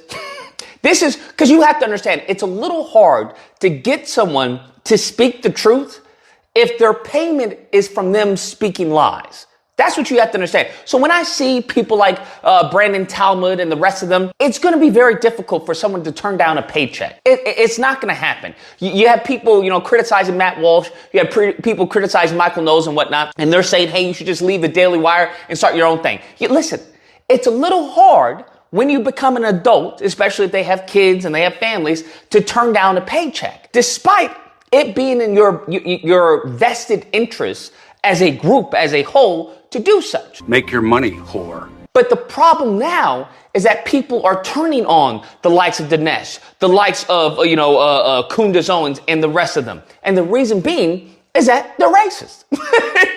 That's the reason being. They spent their entire time trying to uplift and trying to be a shield for these racists, all to turn around and now get bit by the racist dog that they were trying to protect. Ironic. Now the racist said, you know what? I'm going to beat you. I'm going to beat you and throw you out of here, okay? Because I don't even need you anymore. he puts out a post talking about, look at the abuse that Vivek is getting, okay? Look at the racism that's being targeted towards Vivek on his, his little photo with his family. You guys are going to lose the black and the brown vote on the GOP if you guys keep this up. This is what Tucker has done. I don't know how to explain this to these people because I think they are being paid to be dense in this regard, obviously. But Tucker had nothing to do with the attacks on Vivek Ramaswamy. Tucker has nothing to do with the attacks on Dinesh D'Souza and Indians. That has nothing to do with this. This is who the party really is. This is what I've said ad nauseum. I said, hey, the core of this party, the silent majority of the party is racist. Damn. Now, I know that there are a lot of Republicans out there that wanted to get up. Because that's not true. You lost me with that one. Listen, I know you vocal minorities who think that, hey, we're all for immigration as long as it's legal. Hey, we just want America. Okay, for Americans, that's what we want. I don't care if you're black, white, and all that. You're a minority within the Republican Party. I don't know if you happen to know this. A minority. The vast majority, they may be silent. Okay, now they're not being so silent. But the vast majority of the Republican Party for quite some time has been nothing but racist bigots. That's what, many people have been trying to tell you. I've been telling you this. Nobody wants to listen. Now that they're starting to come out and be like, yeah, I don't want to be represented by Dinesh D'Souza. He's Indian. Tell his Indian self to go back to India and make India great again, right? In the picture of Vivek Ramaswamy with his kids smiling and everything, you have people trying to say, hello, my fellow whites, like he's one of them. And I've said this. They don't view you as one of them. You are nothing more than a useful idiot to them. You are a tool for their disposal. That's all you will ever be. And to be honest with you, that's what Dinesh really knows. He knows he's nothing more than a tool. That's what Vivek Ramaswamy knows. He knows he's nothing more than a tool. There's no way to deny this. When you have Ann Coulter talking about you are the greatest candidate on stage, but I wouldn't vote for you because you're Indian. I still would not have voted for you because you're an Indian. Damn! Like, I don't know how much more blatant they can be. But because they have promoted low IQ simpletons simply off the basis of race, if we're going to be honest, that's the irony. They constantly want to talk about DEI and bastardize it. But the DEI that you think is happening, that has happened within the Republican Party. That has happened within the Conservative Party. You have a lot of these Indians and blacks that are low IQ that don't know anything about anything, but because they were tap dancing and telling you what you wanted to hear, you were like, yeah, let's go Dinesh. Yeah, let's go Vivek. Now, now they're like, matter of fact, you had them call out Vivek not too long ago talking about, hey, you don't even worship the same God as us. Throughout the course of the lecture, you talked an awful lot about God and faith. And there were some men that come up here and they ask you about your Hindu religion. But my suspicion is if they didn't mention that, you would have omitted who that God was throughout the course of the entire lecture. And most of the people in this room here would leave thinking you were talking about the only true God, Jesus Christ.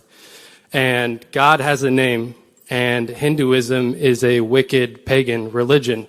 Damn. And it is absolutely glorious. It's absolutely glorious. I'm glad this is happening. I genuinely am glad. Like I said, it's my favorite song. I love seeing this because you have people like Dinesh who thought they were going to go under the radar. They thought as long as they could attack black people, white massa was never going to whip them. They were under the impression that they were one of them, that they had the complexion for the protection. Wake up, nigga. Why on earth would you think that the racist white people would view you as one of them? You are nothing more and everything less. Damn. That's what you don't understand. And that's the funny part of all of this. Because I'm going to do another video on the absolute implosion of the Republican Party. Because they have two paths to take. Two paths.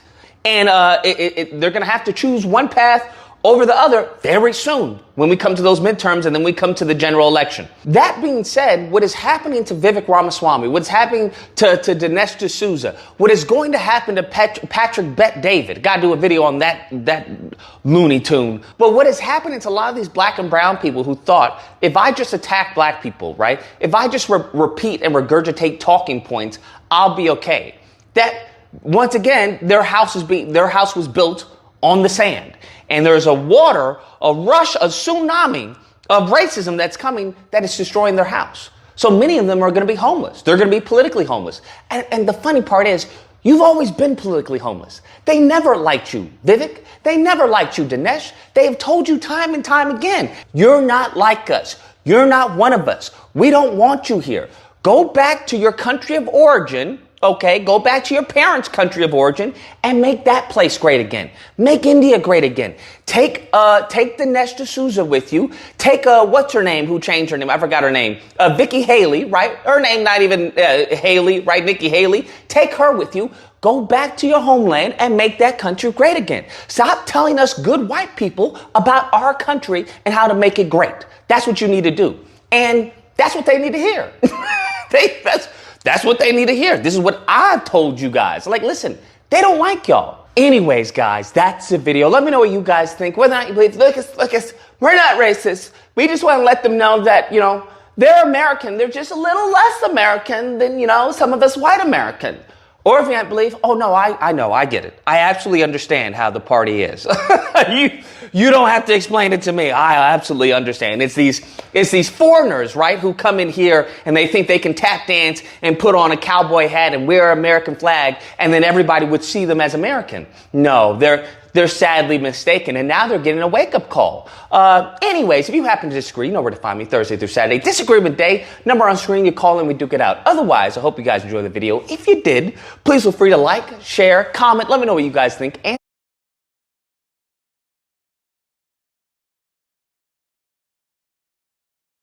this caused more arguments than any product we've ever made.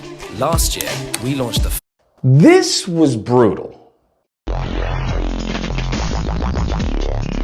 Oh my goodness. So I saw the recent interview of Tucker Carlson and Nick Fuentes, and I couldn't help but get an overwhelming emotion of sadness. To be honest with you, all I felt was, I genuinely felt sympathy for these two guys, for, the white, male, adult male, and the white youth. I just couldn't help but feel sadness when watching this interview, because we're looking at what is considered, peak white youth male, the representation peak white male right now currently in the political arena. And it honestly is biblical where we are in this country, where it talks about, in the scripture of building your house on the sand versus building it on the rock, because when the waves come, your house on the sand is going to fall apart. And what we are witnessing is really the collapse of many white males. Beta! And I don't mean all, because there are many that are fine, but there are many currently right now that are losing it. They are collapsing. They are deteriorating in front of our faces because they've built their house on control, right? When it comes to their women, they've always had control of their women. When it comes to any type of respect of other groups, black people, if you looked at a white man the wrong way, you'd be lynched. If his wife were to talk back to him, he would, assault her, and you're seeing this collapse of this control, this hierarchy. And a lot of their privilege is being stripped from them. A lot of their control is being stripped from them. We see this on a relationship standing, where their women, the control and the power they had at one period of time has been gone.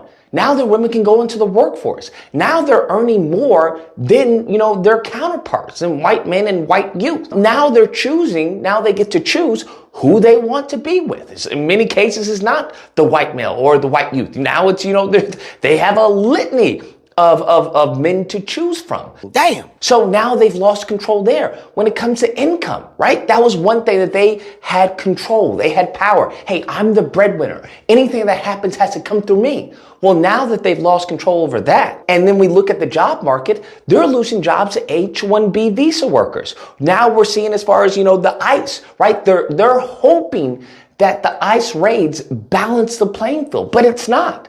It's not the Indian guy that is the reason why you lost a job. You're just not qualified for the job. It's not DEI that made you lose a job.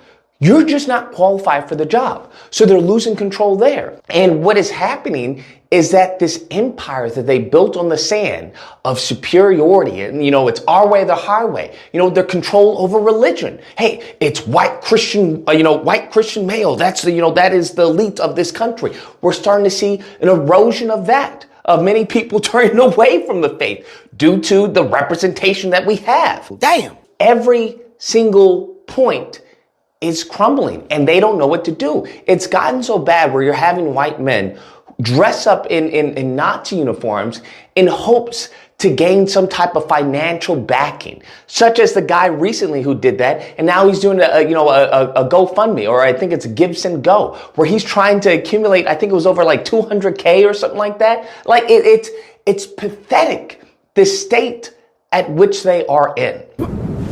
He's out of line, but he's right. And because they're grown so accustomed to this power, to this control, it being stripped away from them, they don't have an identity. We're witnessing them having an identity crisis.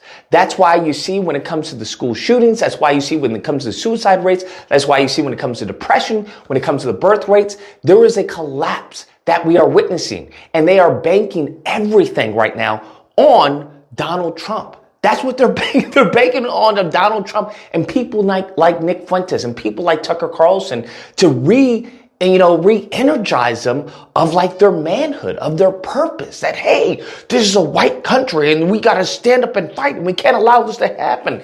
And it's just, it's pathetic. It's genuinely pathetic to see, but it's also sad, man. I have nothing left. Going into the interview, one way that they managed to cope with this loss of power is the blame game.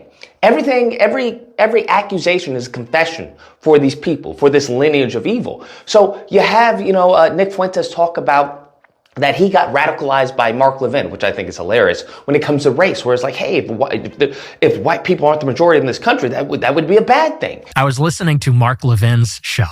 America's becoming a majority non-white country. Does anybody think that's a good idea? And I was thinking to myself, yeah, that actually doesn't sound so good. And that's what we're seeing with this administration. That's what we're seeing with a lot of the white youth that are being galvanized and radicalized due to not having any other purpose. Damn. It's sad, but they cope with it by saying, hey, it's the Jewish person, right? It's the Jew's fault that I can't get a woman because of the interracial propaganda. It's the Jew's fault that I can't get a job and create this nuclear family because of the DEI. It's the Jew's fault that, they're having these laws that are benefiting or stopping the racism because, of CRT. They're teaching it into the, in the schools and blaming white people. It's the Jew's fault. And that's 9 out of 10 where you see a lot of these fragile, white youth and white men go to. It's the blame game. Beta! And if you think about it, that in and of itself is sad because like you're saying you're the superior race of people, you do everything great, you create, Vikings, you civilization builders, but you're losing the country and you're losing by every metric to a group of Jewish people? Is that that's what you're telling me? Did you know most people aren't getting enough omega-3s? This essential nutrient supports heart health, brain function, and joint wellness. But it's losing to these people?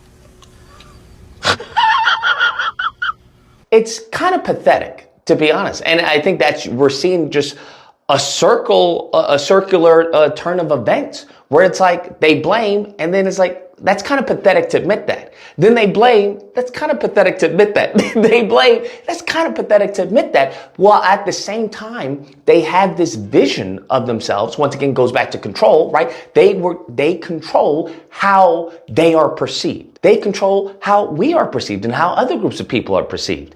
And you see that their vision of how they view themselves is like this Chad alpha male who's like, just the ruler of the world. And in reality, it's furthest thing from the truth.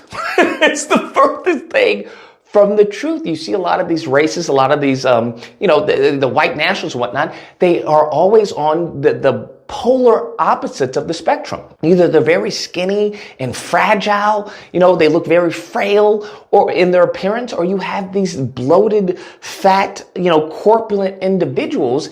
And it's just like neither one of them is this Chad image that they view themselves as.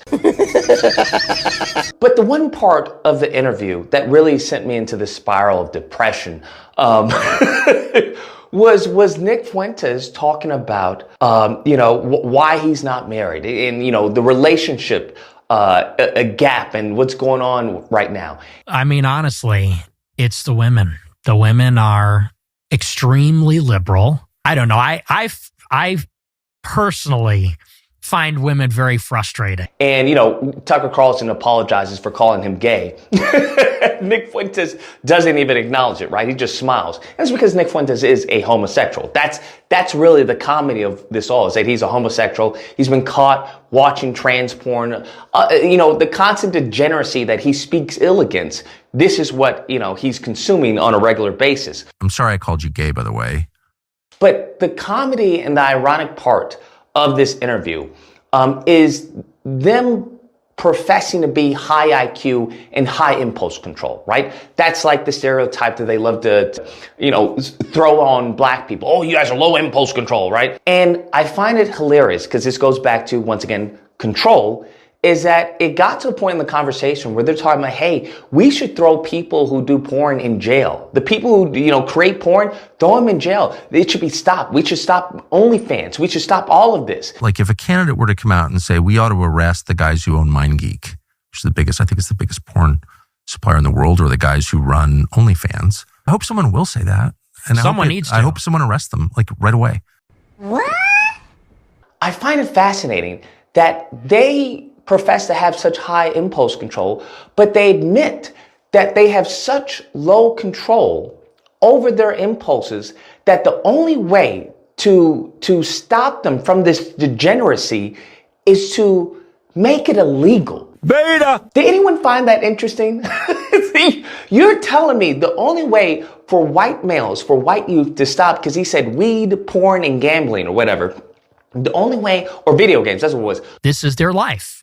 Weed, gaming, porn, and I think they know it's bad. The only way for white males to stop that is to make it illegal? What happened to this impulse control? What happened to this high IQ? You know that it's doing harm, but you lack the IQ to go about and seek treatment, which ironically, makes up 92% of sex addicts who go and seek treatment is white males. And then you lack the impulse control to just stop this degenerate behavior. But yet you want to profess, you're low IQ, degeneracy. It's comedy. It really is comedy. It goes back to what is it?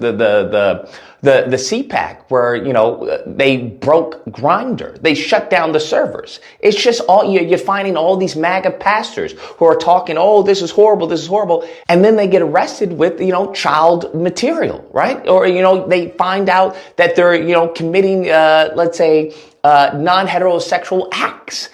And it's fascinating to see. It's truly fascinating to see. Like I said, this interview just really made me feel sad. It just really made me feel sad, the state of white men and white youth currently in 2025. Because if this is where we're headed, we are in for some rough times. And I think it's up to black men to help when it comes to this incel rate, okay?